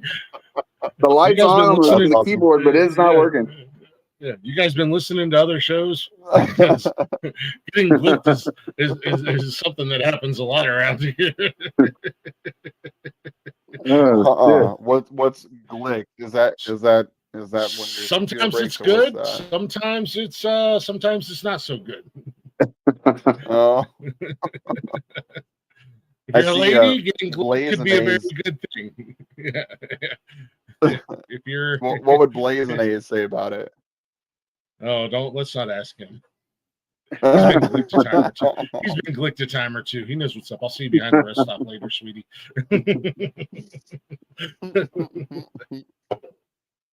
Nah, Blaze is my right hand man here on the network. That's my guy. That is my go-to guy for podcasting stuff, for life. stuff, and that's just my dude, man. That's Nice. my guy. Good to have a couple of those in So- your corner. At least one good one, Right. you know. Yeah, exactly. And he came out of nowhere. We've only been friends for about a year, but people have asked us like, "How long have you guys been friends?" And I'm like a year, and they're like, "There's no fucking way you two have only been friends for like a year." And I'm like, "Yeah, we are." And, you know, it is what it is. It's the shenanigans. We have a lot of shenanigans and fuckery. Blaze and I. We've had Lots of we've- fuckery. yeah, I'm all for the fuckery and I'm all for the shenanigans. We've got to do some shows together. He's down in Kentucky, but he's made the trip up Nice. here a couple of times, few times, and we've done stuff together. And we have a good time when we get together. We have fun. So, we even had. I have never in my life done. We were lucky enough to get invited to a local axe throwing place for their Halloween party. And just me being a smartass, I was like, "We're gonna get matching costumes. What do you think of this?" And about an hour later, he's like, "I ordered mine." I was like, "Oh shit, I was joking." So we went to this Halloween party and did our show live at this Halloween party, and we had matching costumes. He's the only person I've ever had matching Halloween costumes with in my life. So What would you go as? we went as it's on our Instagram, I believe. It was like a hip hop meets Saved by the Bell type thing. Just this past year? I get the Yeah. advantage of sitting at my computer and scrolling. Yeah, you're sitting at your computer. Yeah. Hey, It must, Jason, must how be about you nice tell, to have a computer. Yeah. How about you tell Glick about your first show you've ever played? That might be a good one for him to hear. He'll like Oh, speaking of costumes, this. oh hey, I got it back on. Yeah, it goes. It was the year was 2001. It's like you're telling October a, 28th. it's like you're telling a J.R.R. Tolkien novel. Yeah. What was the weather like? So It it was, was a midsummer day in the Shire. In the Shire. It wasn't a barn. It was in a barn. My first show was a Halloween show in a barn in Fayette County, Tennessee. Nice. Got shut down by the deputies right after Wow. our break. Right when we were I think we were playing Rage Against the Machine at the time. And I was dressed as Britney Spears. And Whoa. Hold on a second. Like, hit me, baby, one more time, Britney Spears, like skirt and schoolgirl. yeah, Spencer, please I tell me there's wasn't- pictures of this somewhere. I was only 6 at the time, so I don't know. I had long hair. So I had my long hair and the pigtails. My girlfriend at the time found me a sweater, and I don't know if they made skirts that big, but I ended up finding something similar, like kilt. And so yeah, I was 2001. Hit Me Baby One More Time, Britney Spears playing bass in a barn. It was cold. It was cold as shit. It was so cold. Coldest day of the year that year.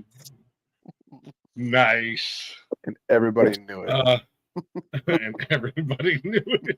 Oh yeah, it was obvious. I don't know if you Oh can my tell, Glick. We like to have fun. So shenanigans happen so often that we just don't remember. No. It's every Yeah, night. no, I dig it. I dig it. I like it. We do the same thing here, man. We are all for the shenanigans and the fuckery, and that's what we do on this network. You know, we just have a good time and have fun, especially Saturday nights, man. Like I said, Saturday nights are completely off the chain, and we just turn our cameras on, and whatever happens, happens. We don't plan anything. We don't script anything. It's just here it is, Nice. fuckers. And Well, we do that shit for 6 hours on Saturday nights. Nice. So yeah, it's just like, well, That sounds like a we lot were. of fun.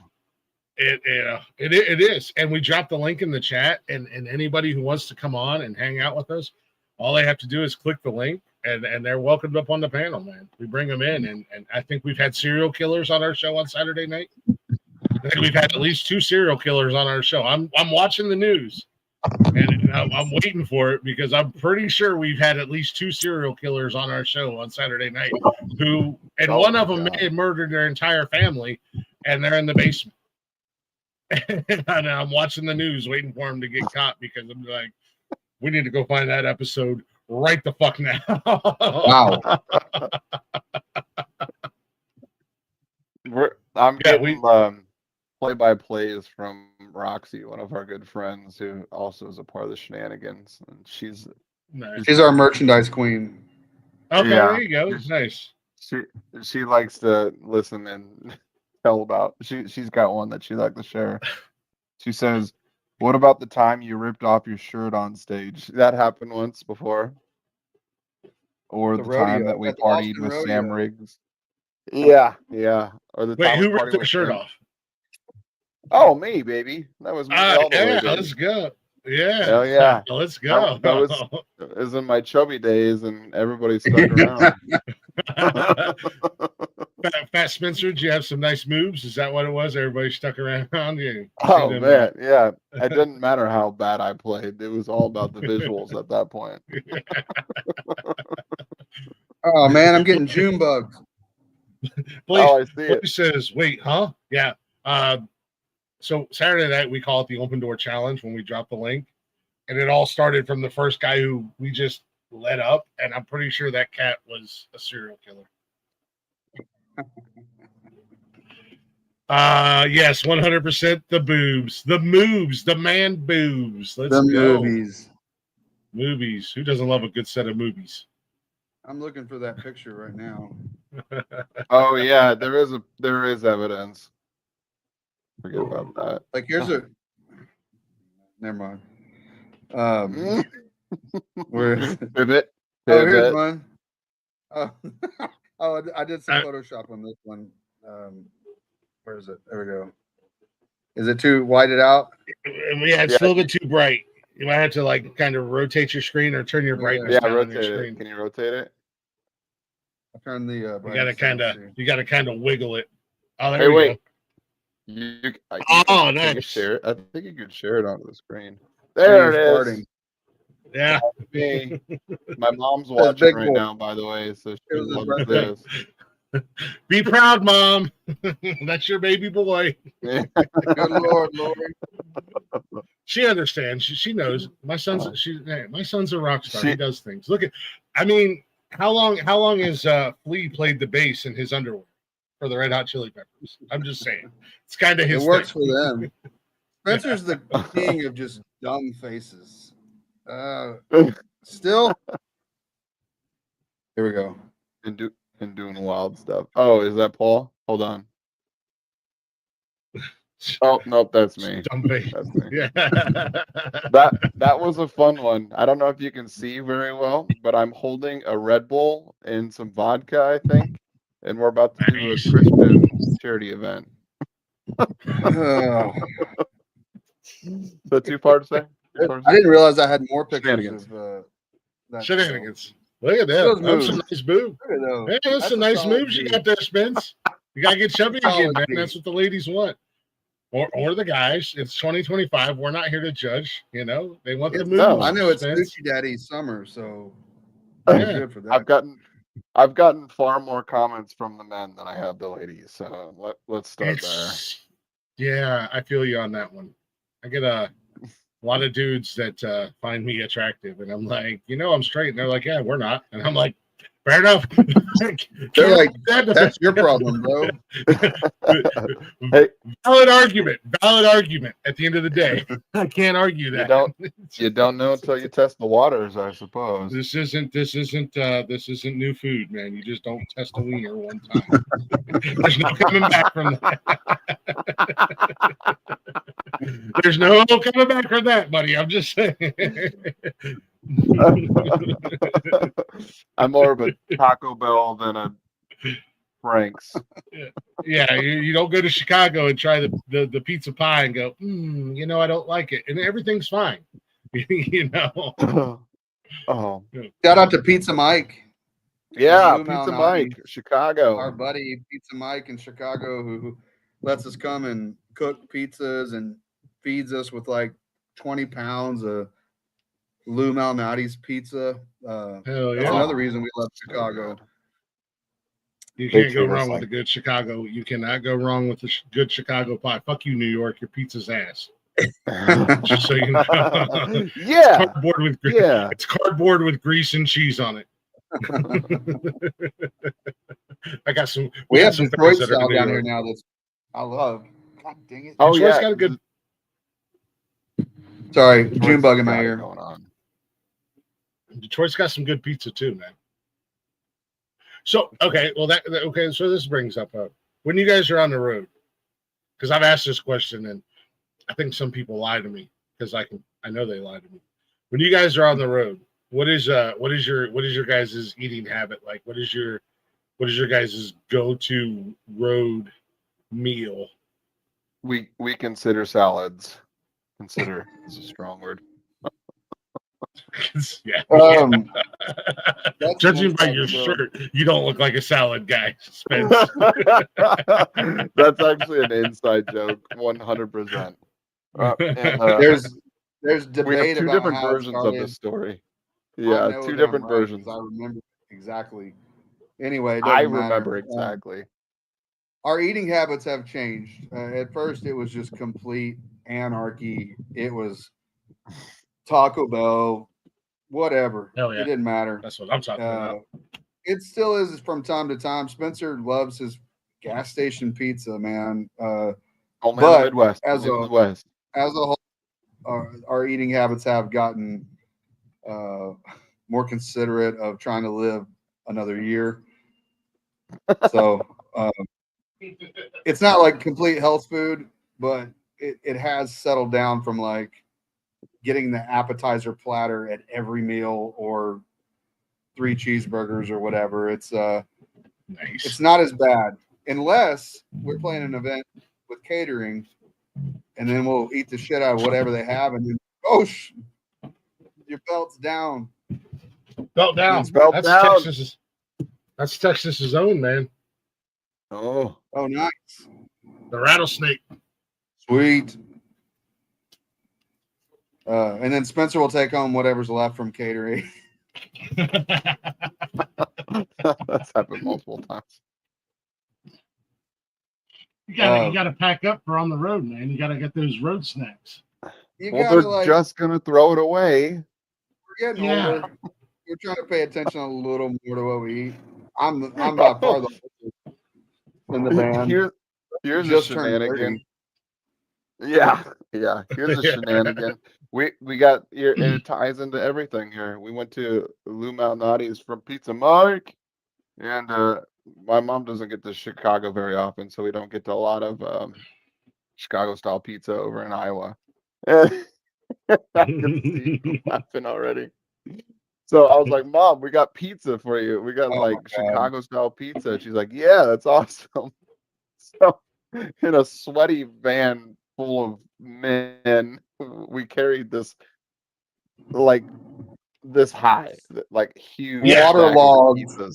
Waterlogged, dried up Chicago style pizza. I brought it all the way to her, and I was like, "We got you pizza." And we opened it up, and we looked in. It's like that's not good anymore. So we Yeah. brought The whole time we're brought telling him, Chicago style pizza why are we letting this a pizza pick up 1,000 miles.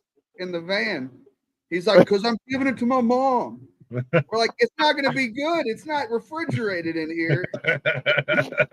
Chicago to Wisconsin to Minnesota to Iowa. It was Made the it trip was and tell. it was That so pizza good though. was Spencer doesn't awful love his all the mom. time. That's what we just learned. Spencer doesn't love his mom. I love my mom too much that I'm like a golden retriever. I'll bring you a little pigeon, even though you don't necessarily Don't want want it. But it's just there because you know that I love you. That's what Yeah. my mom's like. I love you. Do you Yeah. want this? No. Yeah. But No. here it is. This is for you. She pats you on the head and tell you you're a good boy. Yes, and I she can see tucks me that. in. Yeah.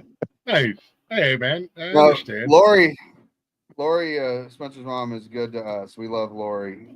She put us up when we had been sleeping in crappy hotels, and that tour is about like 3,100 miles, and so you don't stay in the best hotels all the time. Yeah. We got to Okoboji, Iowa, Spencer's No. hometown, No. and she put us up in a nice condo. So we all got to sleep in a bed alone for like a night. And it was very nice. And she had bought all kinds of food. She had made soup, I think. Yeah, she hooked it up. We love her Oh, mom. I see my yeah. mom when we go through Memphis. My mom comes to the show, and then Yeah, hell yeah. Spencer's mom in Iowa. Then we saw Joey's mom in Kansas City.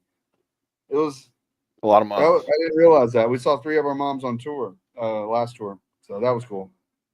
Yeah, man. The moms are always going to come through, man. They're going to take care of you. Make sure you guys are good and everybody's all comfy and fed. You know, you sleep in a comfy bed and you go to bed with a full belly. That's what's up, man. That's Yep. awesome. 100%. Can't be mad at that at all. Shit, I was going to ask you guys something. I totally forgot because we went way over here. Yeah, Was it? that's Do we one like thing. Forrest Gump? Squirrel. We're a bunch of Gump heads in the band. I'm a big dumb Yeah. animal, so you know, I'm just a big dumb animal, so you know, it's up. We love We Forrest all Gump a lot. Yeah. And we'll try to Yeah. work it into the show if we can. nice. Forrest Gump quotes go with every circumstance, every situation. Spencer has a pretty good Forrest Gump impression. Oh, okay, sport. Words are hard. All right, Spencer, now you're on the spot. No, sometimes Gen A.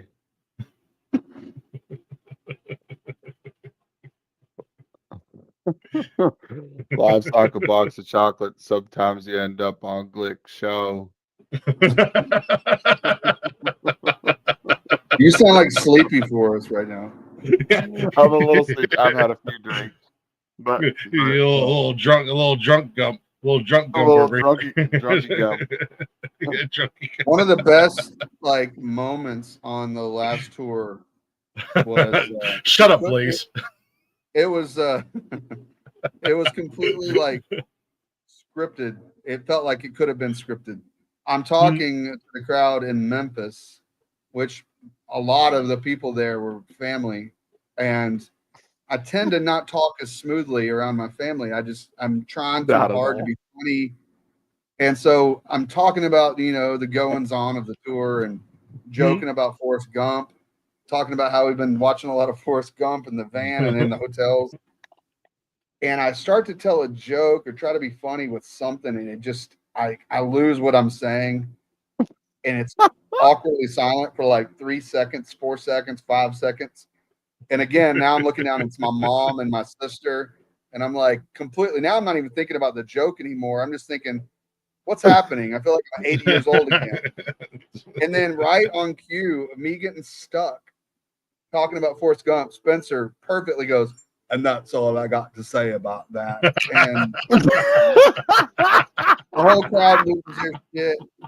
I'm laughing my ass off for like 2 songs. I can't hardly sing anymore. It was like it was well written, but it was like perfect, funny as shit.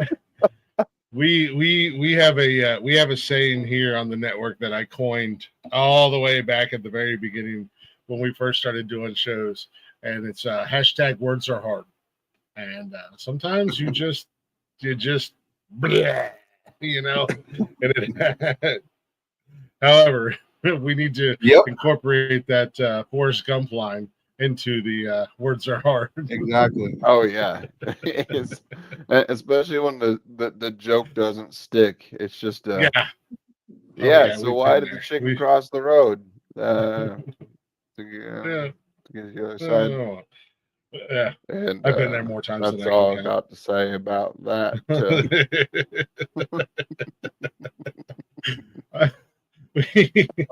Yeah, we all have those moments where you try to land a joke and it just doesn't happen to me very often because I mean I'm that damn good. Other people it happens to.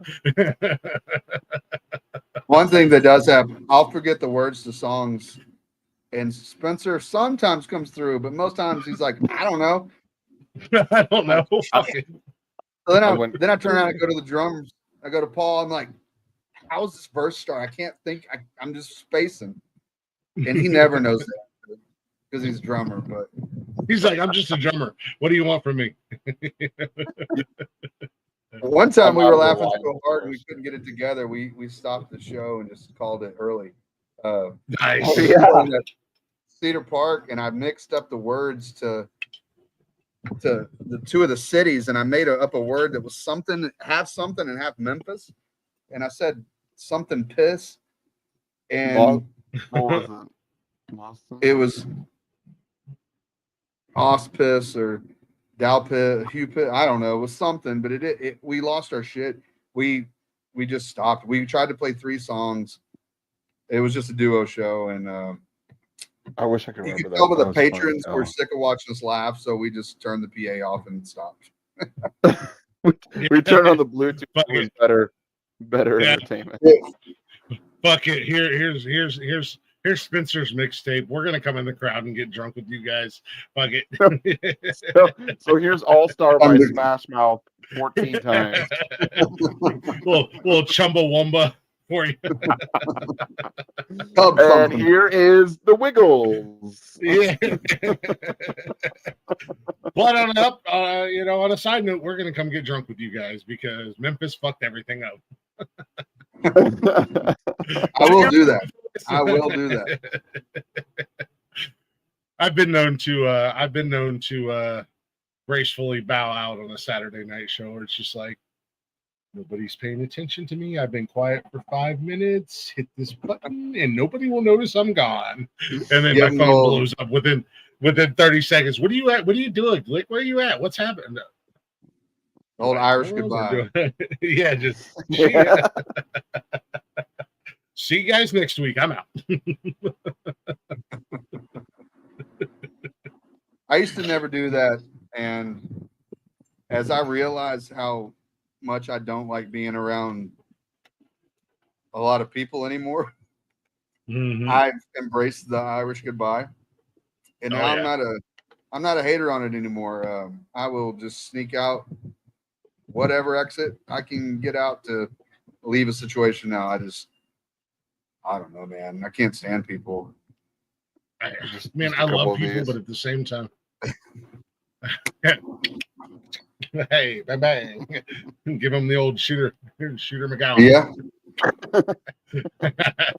I love people. Don't get me wrong, but I also hate people at the same time. So I've been known from time to time to hit the old nobody's looking. Let's see if I can. There's the exit.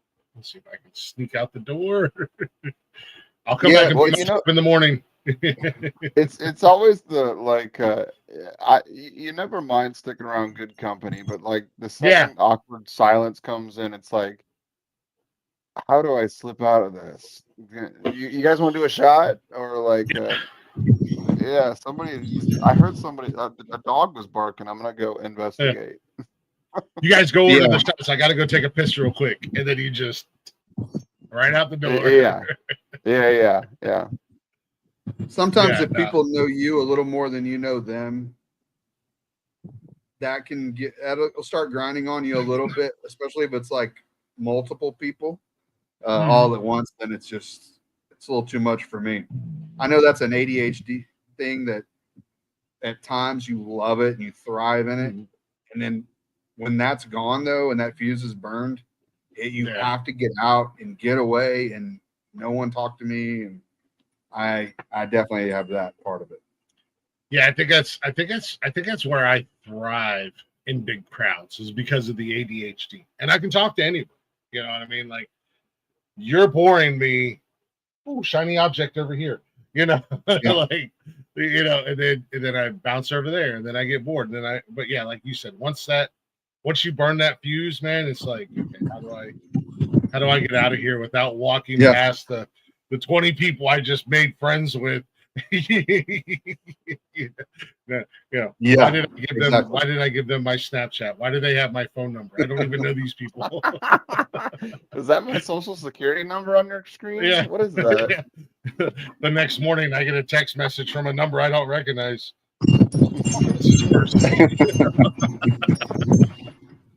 Hey, homie, Why thanks do for you have my loaning me number? that money. Yeah. Yeah. Who are you and why do you have my number? I just want to say I had a fun time last night. What did I do last night? Like, what the hell happened?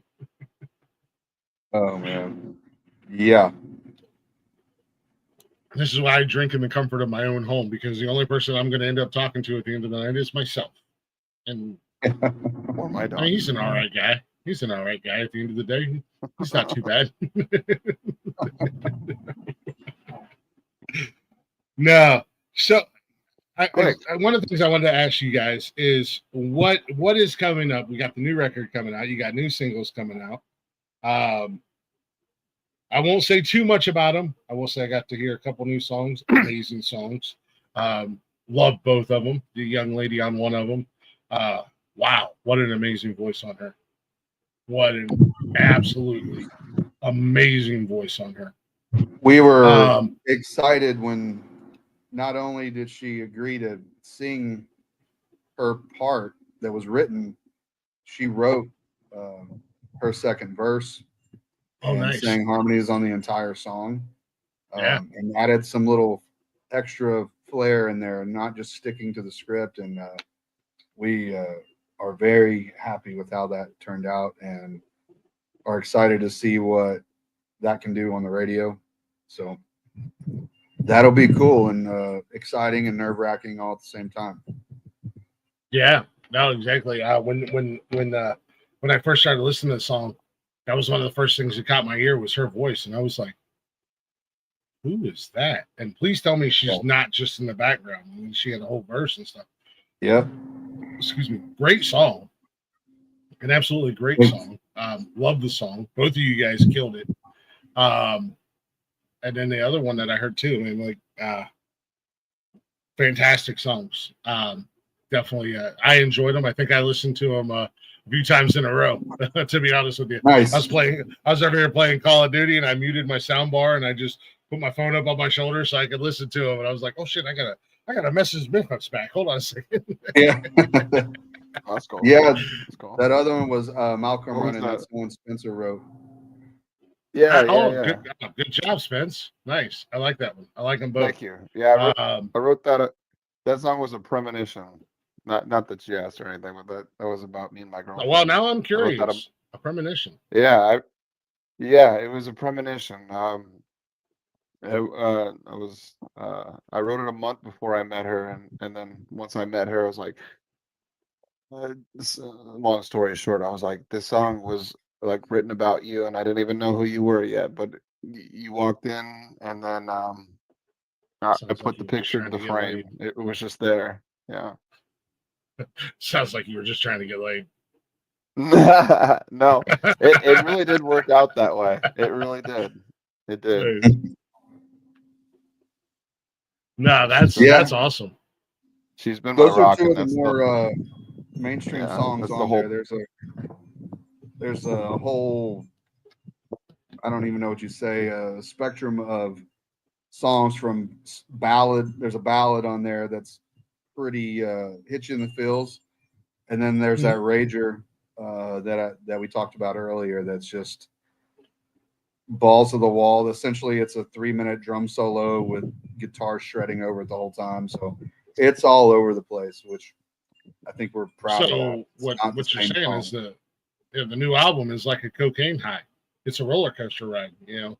That is our that. cocaine song. That's our second record in a row that's going to end on a cocaine rock song. Nice. Yeah, you get that bump. Not that I've ever done cocaine, and I never have done cocaine. I've never even done drugs in my life, but I've heard stories. You know, you kind of start out a little, you do that bump, and then all of a sudden you're just like, let's go. You know? Yeah. Let's go, man. The previous song is called Angels in Monterey. If you Yeah. off the last record, that's another song about cocaine and women, and that's the ender on the Wimberley record, our previous one. All right. So we're making, I guess, a tradition of that. Ain't nothing wrong with that, man. There ain't nothing wrong with that. You end an album and you have 10 songs that are great, and I can't remember all the names of all the songs right off the top of my head because I was the other day I was like I'd listened to a few songs and I was like, let me jump into their catalog, and I was at the gym and I just Memphis Key songs, let me just play them. But like I said, that Sam and Kate song really hit home. I don't know why it struck it. It didn't strike a nerve in a bad way. It was just such an amazing song, such a cool story. And it was just like, wow, here we go. Keep it on repeat. I'm, and like I said, I probably listened to it a good 4 or 5 times in a row because it was just every time you listen, you catch something else. You hear something like, oh, wait a minute, and the story starts to come to the first. Like with any song, your first listen, you're like, oh yeah, I like this. But the more you listen into it, the more it comes together, and the puzzle pieces start to click. And it was just like, wow, what an amazing fucking story! What an amazing song! And it kind of took me back in time a little bit.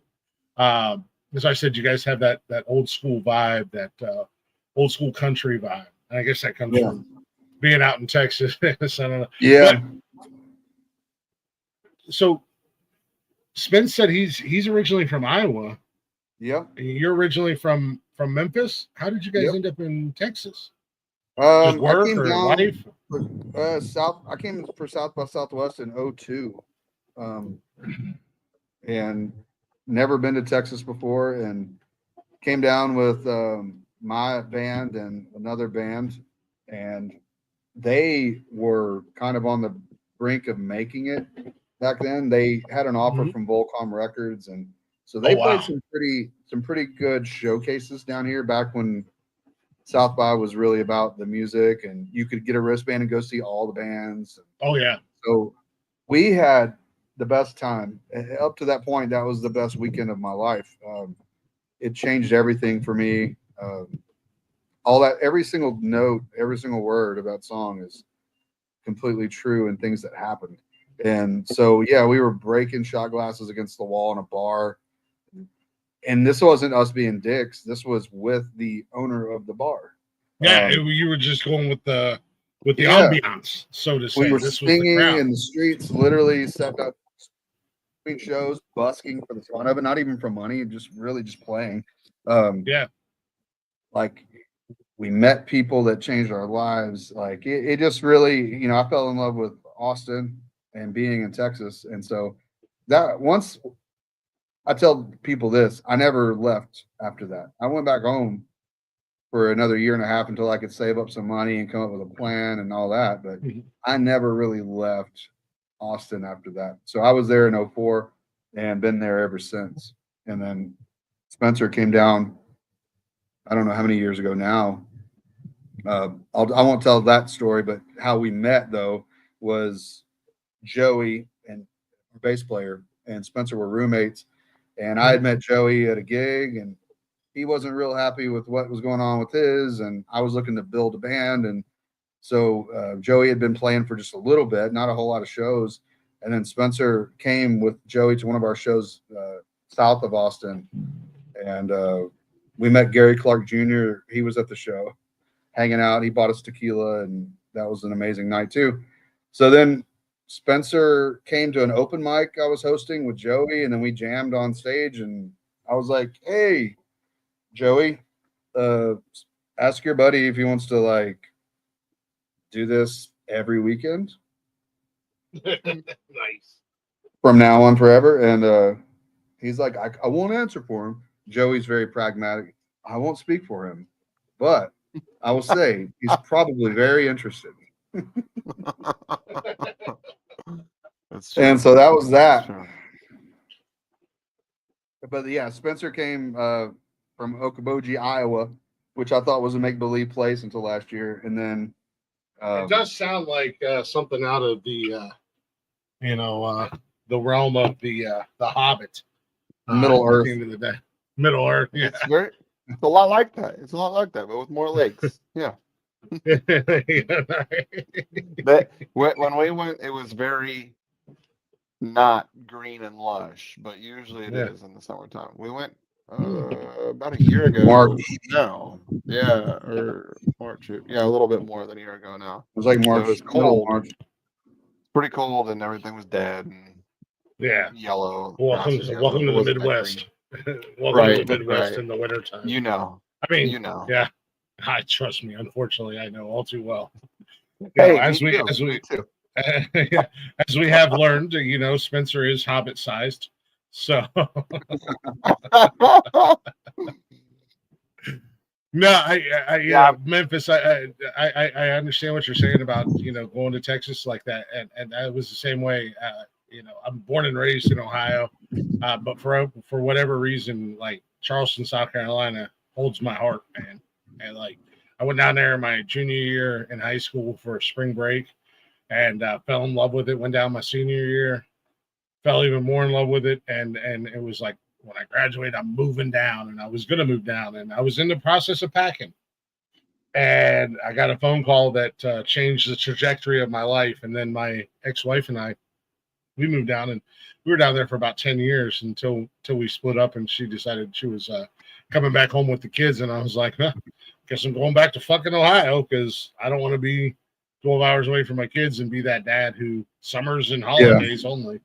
But it's still, man, it's still calling my name. I can't wait until my son. Well, if my son had his way, because he was born down there, if my son had his way, we'd be in Charleston right now. Okay. I gotta wait. I gotta wait until he graduates. And he's like, I graduated. he's a native. Yeah, he's a Charlestonian. Yeah, he's Charlestonian? anchor baby is what they call him. He's a Charlestonian by birth. But he was like, Dad, when I graduate, I'm going with you. I'm like, cool, bro. Like, you can be my There you wingman. go. At the end of the day,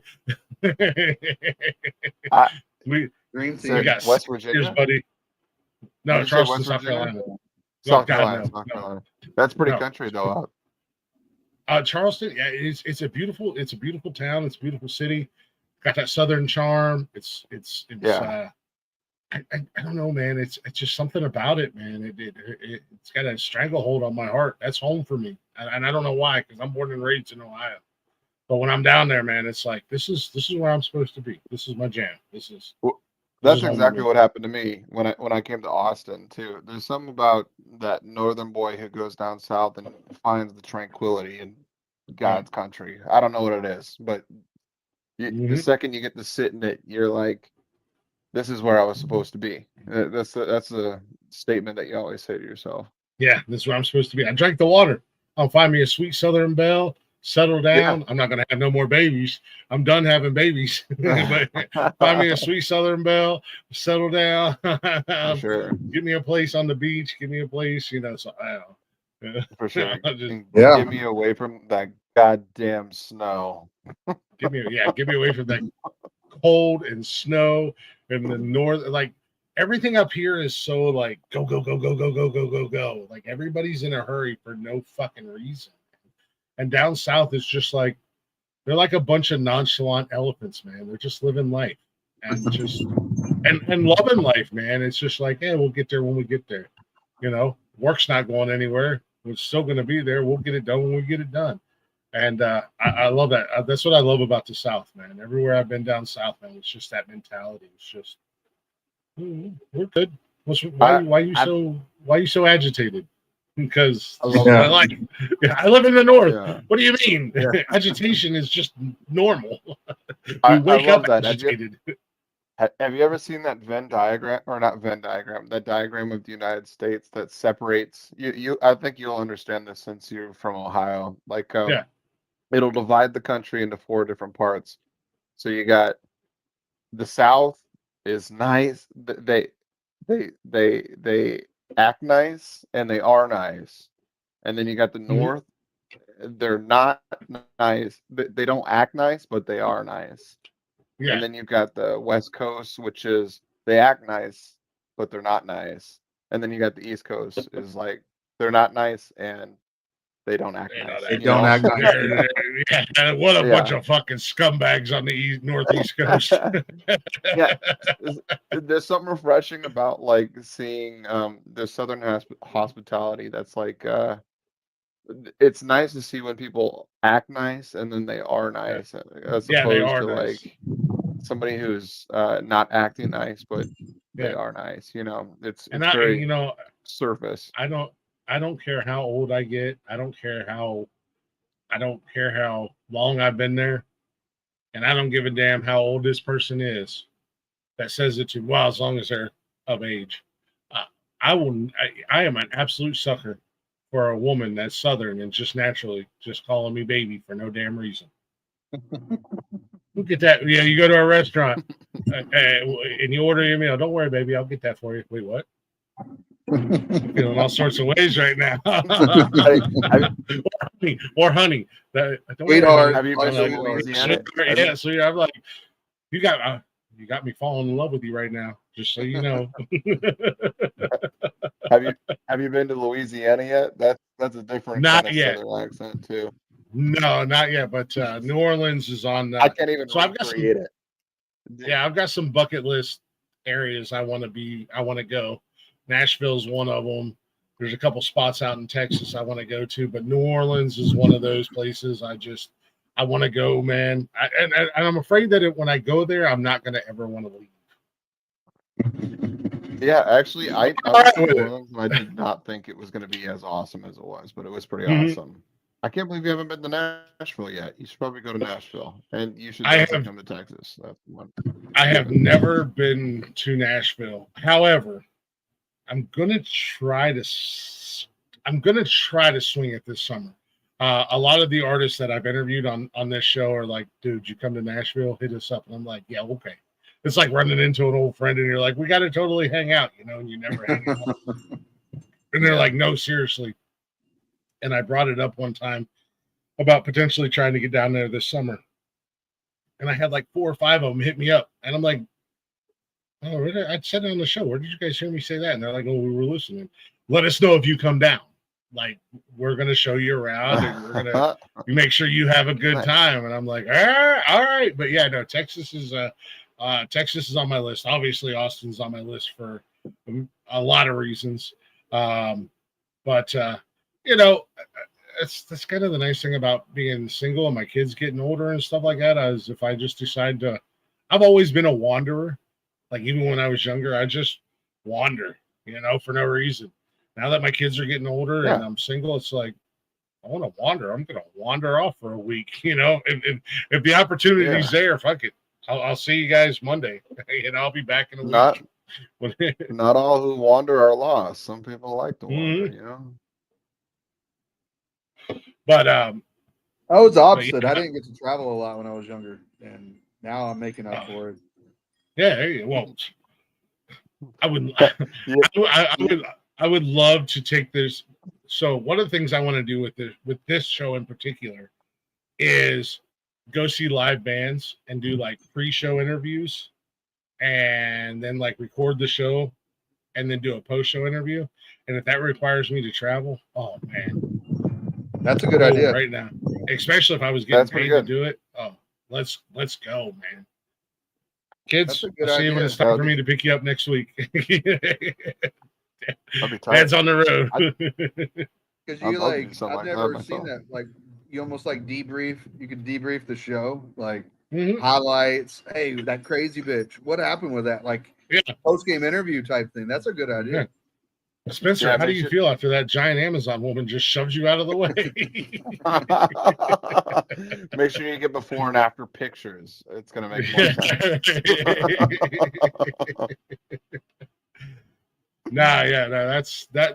That's got it. So for you guys, now that we're talking about traveling and stuff like that, what's that like for you guys to get to go to places you may either places you've never been to before, or are there places that you look forward to going back to? I guess it's a two-part question. I think we all look forward to going to Chicago now. It's like It's like our northern base. Yeah. We played the Summer Solstice Festival in Yorkville, which is right outside Chicago, 2 years in a row. And the first year, there was this like fledgling social media group called Red Dirt Chicago area, and Okay. now it's grown, and they've got a show as well that we've done the interview on, and they are so good to us. They wear our shirts, and so when they go to like Mile Zero Fest or they go to just shows around Chicago, they're always, not only us, they support a lot of bands, but they do wear our stuff. And we played Chicago, like actual Chicago, at Carol's Pub for the first time. Oh, And there was 115 people packed into Carol's Pub our first time. And a big reason is because they've grown that group and shared our music with other people in the area. And so now it's like we've got a little foothold in the Midwest, up there. So I look forward to going there. Big picture, I would love to go to the UK. I've never been to the West Coast, so I don't care as much about California as much, but I would love to go to like Oregon, Washington, and Oregon. Yeah, man. The PNW, man. Blaze actually lived out in that part of the country for a long time. He's a Air Force vet, and he lived out there for a while, and he loved it out there, man. He talks about how beautiful it is. I've had an artist from out in that part, and she's just like, it's so beautiful out here, man. Like it's people are weird, but yeah. Yeah. What about you, Spencer? Where do you want to go? Other than I mean, the gas station with the breakfast pizzas. Bro, don't knock the gas station pizzas in the Midwest first and foremost. Yeah, I had it. That's the shit. Thank you. I had that scrambled egg shit. It was awful. When you're drunk or you're hungover, that is a quick fix. He's never gonna get it. This Texas wind is blowing all my beers over. He don't understand. He's not from the Midwest. He don't understand. Casey's Pizza will solve all of your problems. Yes. I'm a pizza. I can't do frozen pizzas. I don't know. It's the dough, really. The sauce is fine, the cheese is fine, the topping's fine. The dough. I can't do hard chewy. There are some misses, but they're all at least midline. But there are some that hit it so good. Boom, right on the money. Well, if you guys ever get to Central Ohio, if you ever get to my gas station. Yeah, if you guys ever get to my neck of the woods, I will change your lives, and I will introduce you to a restaurant that is an Ohio landmark, a staple for Central Ohio, and it's TJ's. It's everything they make is homemade. Everything they make is scratch, and they're unfortunately, thanks to fucking COVID, they're no longer 24/7 because that was our go-to 3 o'clock in the morning after leaving the bar. But nonetheless, the recipes have stayed the same, and you can get a nice Sunday morning hangover meal. And they have a meal there. It's called a Barnyard Buster, and it's sausage gravy, biscuits, bacon, eggs, hash browns, and it's not on a plate, boys. It's on a platter. This will feed 3 men, but when you're drunk at 3 o'clock in the morning, or if you're hungover as hell on a Sunday morning, my favorite thing about traveling is when we go to the Midwest and like it brings back old memories about like how ridiculous we treat food there and like restaurants. Because small story here, I'll keep it short and sweet. One of my favorite stories that I ever share with my family is like we'll go out to like bumfuck nowhere in North Dakota, South Dakota, just along the Missouri River. And when like you catch all the fish you want and then you bring it back in. And then the only restaurant you can eat in the town is gonna be called the Busted Nut. And they serve the best food you will eat for 100 miles.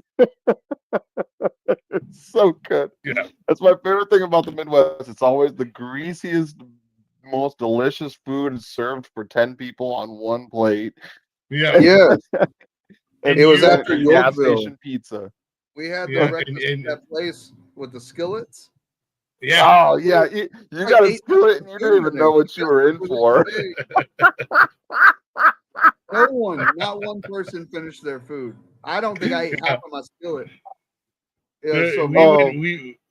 We would go to TJ's after leaving the bar, and there'd be like 12 of us at the table, and every one of us would order a Barnyard Buster, and man, we'd all eat that sumbitch.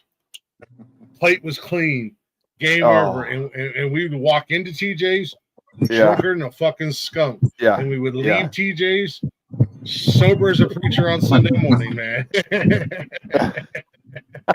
it just soaked it all up. It's so good. So no much food. single man has any business eating that much food, but damn it, if it's and like I said, everything is made from scratch, even their biscuits.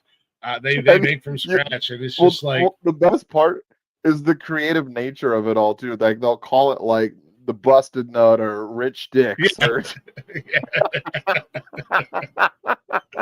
get a bar. However, the downside of the Barnyard Buster is the next day when you wake up because it kicks your ass. Trust me, because it's like four eggs, 4 biscuits, like 6 pieces of bacon, some sausage, and then they just smother it in biscuits and gravy, and it's just like, and it's just brought out on a platter, and you're just like, get on, bitches. And it's good 100% of the time. Yes, yeah, absolutely. Every damn time you have it, it's amazing.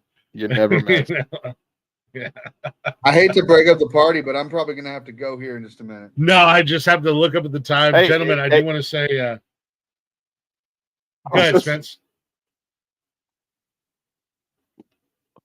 What were you gonna say? No, I was literally about to say, Glick, how long does the show go on for? Yeah, the show is typically 2 hours. However, I'm the boss on the network, so the show goes as long as the show goes. There you go. But no, I do want to say, this would be the first time we got on a 2-hour program for 3 hours. Shout out to the Southern Outlaws. Those guys came on my show. They're a band here in Ohio. They do Southern rock, and I was like, "Show's only 2 hours, guys." And originally the show was on Friday night, and then I realized I'm a fucking moron, and I can't interview musicians on a Friday night because Friday nights are kind of a big deal for musicians, Yeah. But they came on. And I was like, show's just 2 hours, guys. Gave them the same spiel I gave you. We just hang out and shoot the shit. 6 hours later, all of us drunk as hell. I'm like, yo, we should probably end the show. That's why 6 hours is that's a lot. No, That's man, watching Titanic twice. That's a full shift. Yeah, we were having a ball. We were on a blast. But We've got friends here with a show called Drinking Texas that we're like Chevy Chase or Steve Martin on Saturday Night Live, or Alec Baldwin. We're there like every 3 months. And that show, it starts with a drink of tequila every show.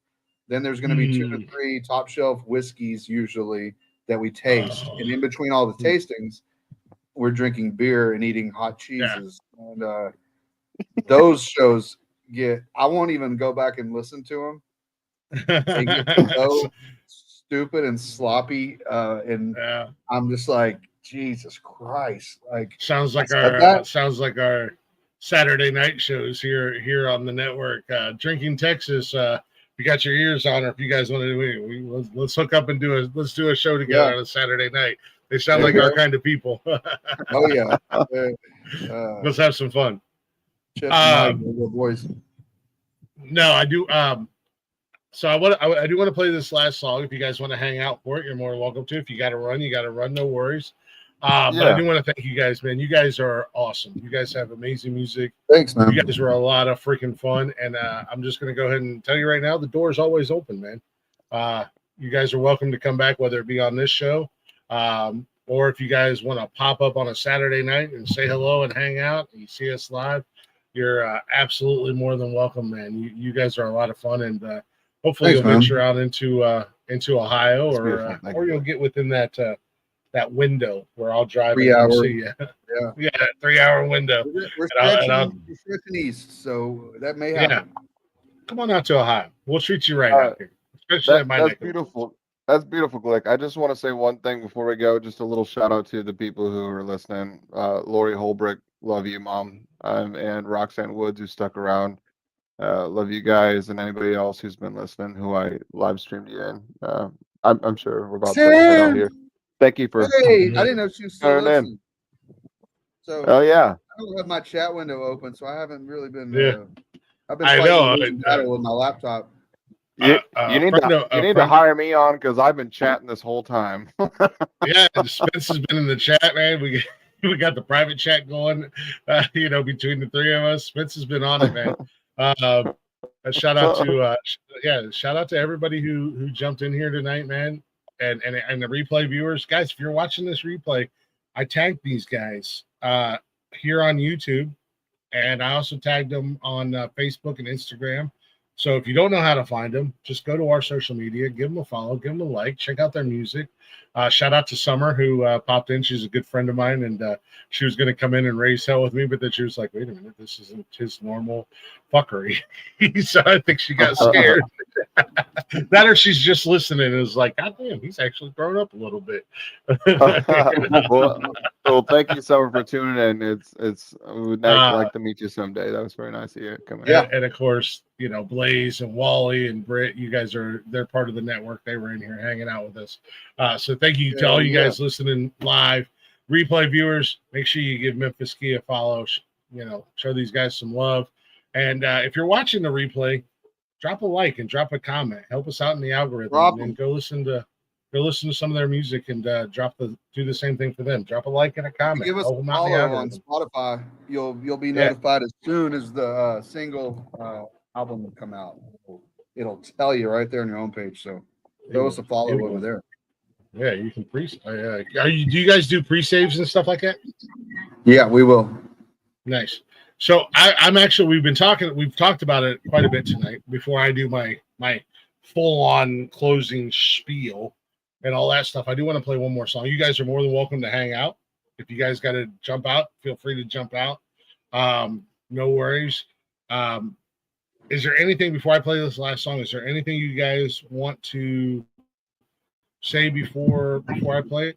Any closing thoughts or shout outs to anybody or anything you want to let people know about? Oh, we said most of it. We love all y'all. If anybody listened to us and it's the first time you're hearing us, thank you for listening. We love Glick. We love being here, and we can't wait to meet you in the future. Spencer Carlson here from Memphis Kee. We love you. Spencer Guitarlson. Guitarlson. I like it. Spencer Guitarlson. What about you, Memphis? We hope you enjoy the current catalog, and we think that this next collection of songs is gonna hopefully change our lives a little bit. We're pretty happy with how things have turned out, and we are getting ready to be real busy. And so hopefully, if you like what you hear, you can come see us live this fall. And one last thing, so I can tell you this: Facebook, YouTube, Twitch, or anybody else, you can suck it. You guys okay with the fact that we continue to play your music across the network? 100%. Boom. Jinx. Guns loaded bitches, and they're from Texas. I'm from Ohio, and we like our fucking guns. Boom, son. Speaking of guns, we were talking about it earlier. Whichever gun was closest. I think they're all inside. Yeah, I know. I looked at mine when I was saying it. I was like, I can reach it. We've been talking about it. We talked about it earlier. This is a great song, a great fucking story. It is a long song, but it is absolutely 100% worth it. When did how long ago did this one come out? This one came out a little while ago. Sam and Kate. That came out in I don't remember the release date. I think 2020. Okay, so we got it. But I wrote it probably in 18, 17. it wasn't in the set list for a while, and we've brought it back and really leaned into the how it climbs. Yeah. It builds kind of as the story builds and the seriousness of what the lyrics are.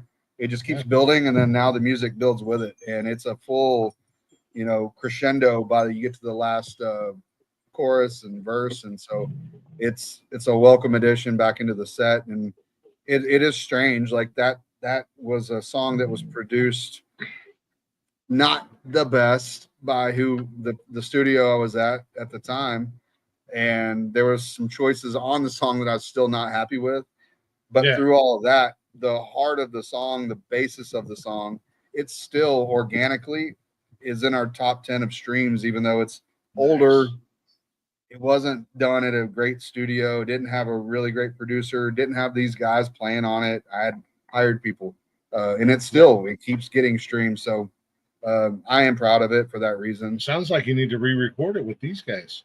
When you brought it up earlier, I was thinking that. Yeah, sounds like you need to. It could use. It has been discussed. A reissue. Yeah.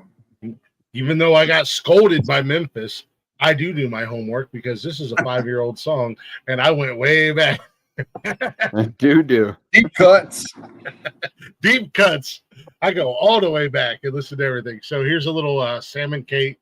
Guys, do yourselves a favor, man. In all seriousness, check these guys out, man. Not only do they make great music, but you've seen here tonight that they're awesome people, man. Look forward to hopefully one day sharing a shiner or delay with you guys.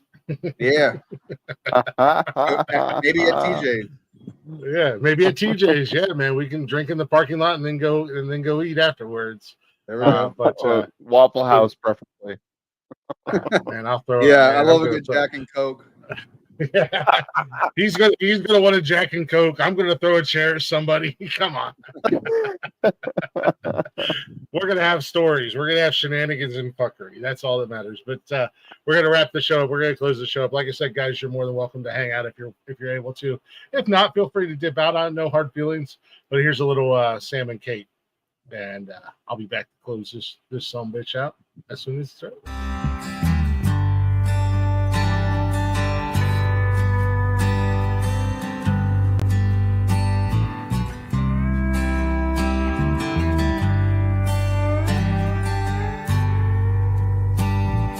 Samuel moved into that house in 74.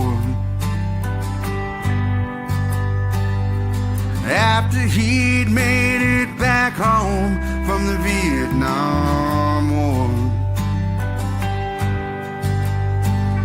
he started his family right there on Magnolia Drive.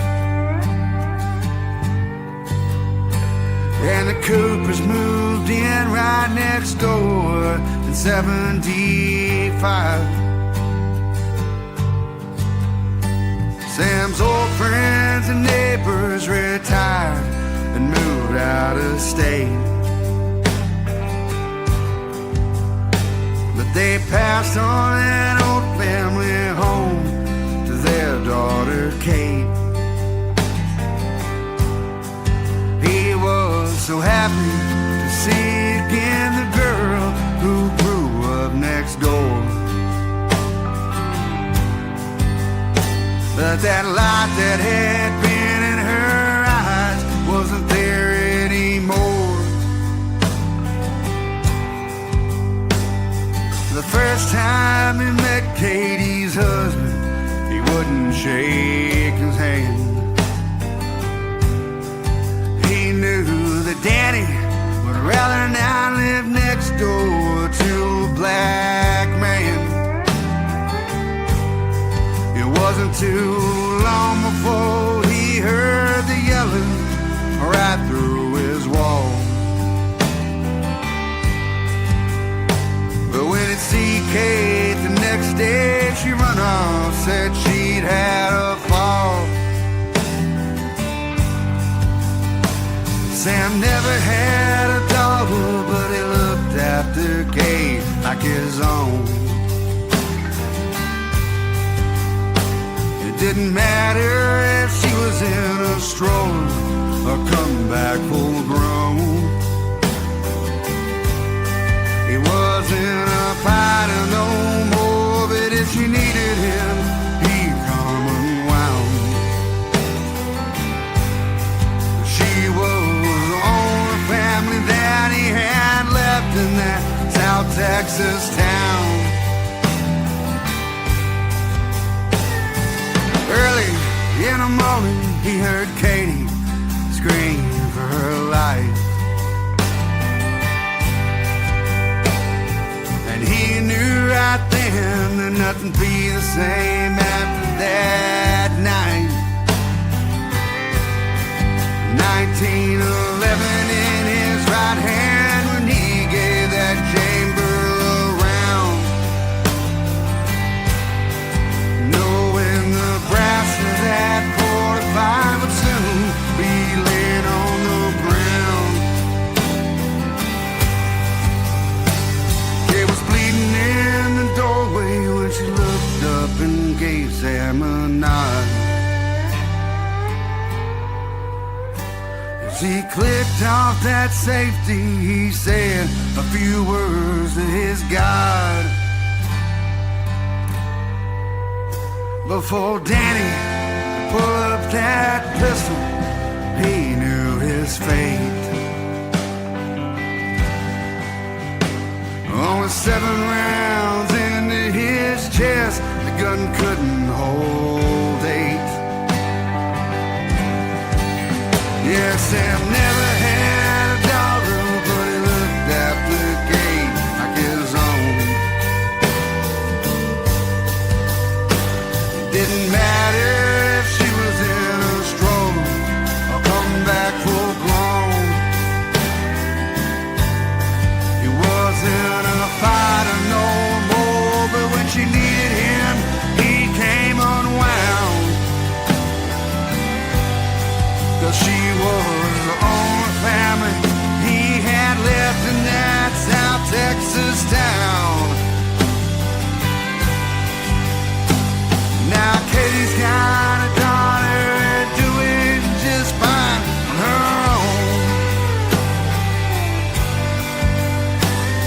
She pushes her around in a stroller by their brand new home.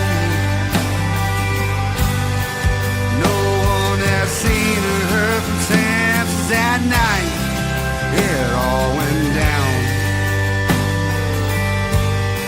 The rumor is Katie's got a nice new neighbor in her Colorado town.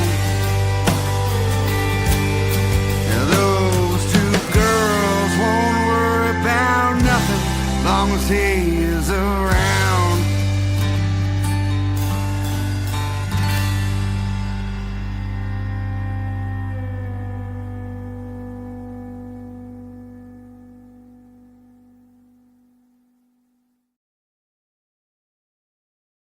What a fucking kick-ass song and a kick-ass story, guys.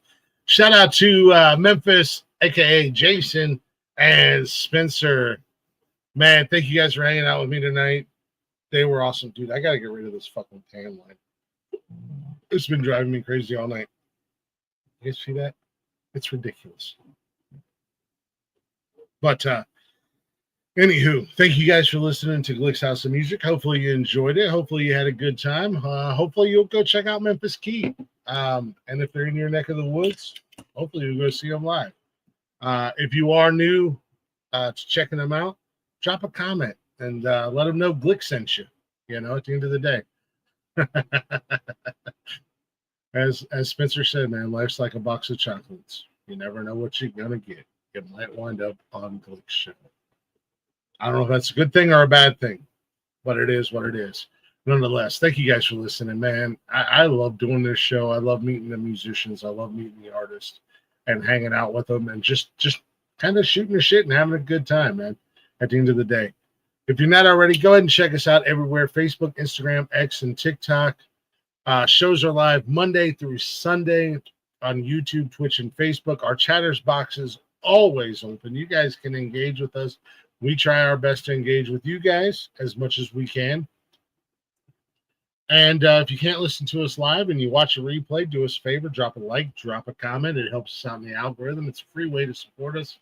And don't forget to check us out wherever you listen to podcasts at. We're on all the major and minor platforms. We are literally everywhere, guys. It's hard to miss us. Tap in your Google box. Nonsensical Network. Ask Gemini. Ask Siri. Nonsensical Network. They're going to get you to us one way or another. Give us a follow. Give us a like. Give us a share. Share us with your grandma. She's going to love us. 9 out of 10 grandmas approve. And the 10th one, now she's dead. It is what it is. But no. Check out the shows. Monday is Speedway Stories with Wally, I think. Tuesdays, Glick's House of Music. Your boys here hanging out with up-and-coming local musicians. Next Tuesday night, who do I have next Tuesday night? Let me double check here. Ooh, I got Miss Olivia Harley, I believe, coming out of Canada. Your boy's international. That's how I roll. I don't keep it just in the States. I just don't keep it in Ohio, man. I go everywhere. Olivia Harley going to bring herself up in here and hang out with us. She makes some amazing music, and she's got a killer voice on her, so I'm excited to talk to her next Tuesday night. Wednesdays are just... they're up in the air, man. Wednesdays are what Wednesdays are. You're going to get what you're going to get on Wednesdays. I'll be here. Thursday nights, Wally's back with cold-blooded conversations, talking about all things in the reptile community. What's going on, what's happening, who's fucking up, who's doing this, and that.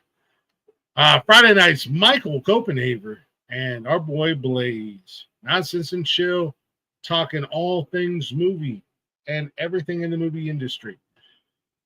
We got the end of the month coming up here in just a couple of weeks. That means trivia night. I believe Blaze is doing military movies for this month because it is Military Appreciation Month. So shout out to our veterans. Straight to you guys. Thank you guys. And then, of course, Saturday nights. And there's going to come some changes to Saturday nights. And we'll dive a little bit more into that this Saturday night. But Saturday nights is, man, it's no holds bar. It's anarchy. The inmates take over the asylum. We drop the link in the chat. Everybody's welcome to come hang out with us. It is what it is. We do what we do. And don't forget, every other Saturday, myself and Cash, my son, doing a little wrestling talk on Cash's Corner. Saturday afternoons. And then Sundays, we wrap the week up with a little unnecessary roughness. All things sports with myself, Big Rick, and excuse me, former guest of this show and our Nonsensical Network lawyer, Nonsensical Network lawyer, the one and only Derek Wayne in the building. We're talking all things sports. If it's sports, we're talking about it. We're having a good time, and we're adding our 2 cents. No worry, we are not professionals, and we are not experts by no means. We're going to add our 2 cents. Why? Because we can. So check out all the shows. Check us out. Give us a follow. Give us a like. Give us a share.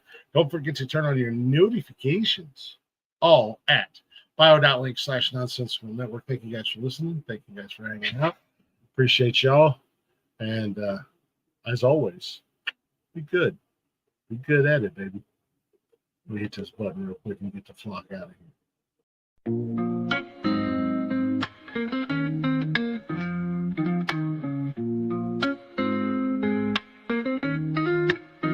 Nonsensical Network, different flavor every day. Movie talks, new flicks hitting the display. Microphone magic, musicians spill the praise. From reptiles to motorsports, burning rubber craze. Football clashes, touchdowns, epic plays. New spinning, catching on the latest phase. Gleaming cars, engines roaring up the pace. Street tales, urban stories we embrace. Tune in, every week diverse. Groove to the beats, let the rhythm immerse. Lyrics flowing, ciphers full of verse. Nonsensical Network, feel the universe. Interviews buzzing, stars in the circuit. Worlds of tapestry, pieces we interpret. Hip-hop to rap, the flow never stagnant. Reptilian tales, nature's arrangement. Cars with muscle, engines with might. Motorsports roaring, speed in the night, discussions heated, always a delight. Network of nonsense, but the vibe's just right. Tune in, wait for that beat. Flow so seamless, feeling so sweet. Urban grooves, rhythm from the street. Nonsensical network, always on repeat.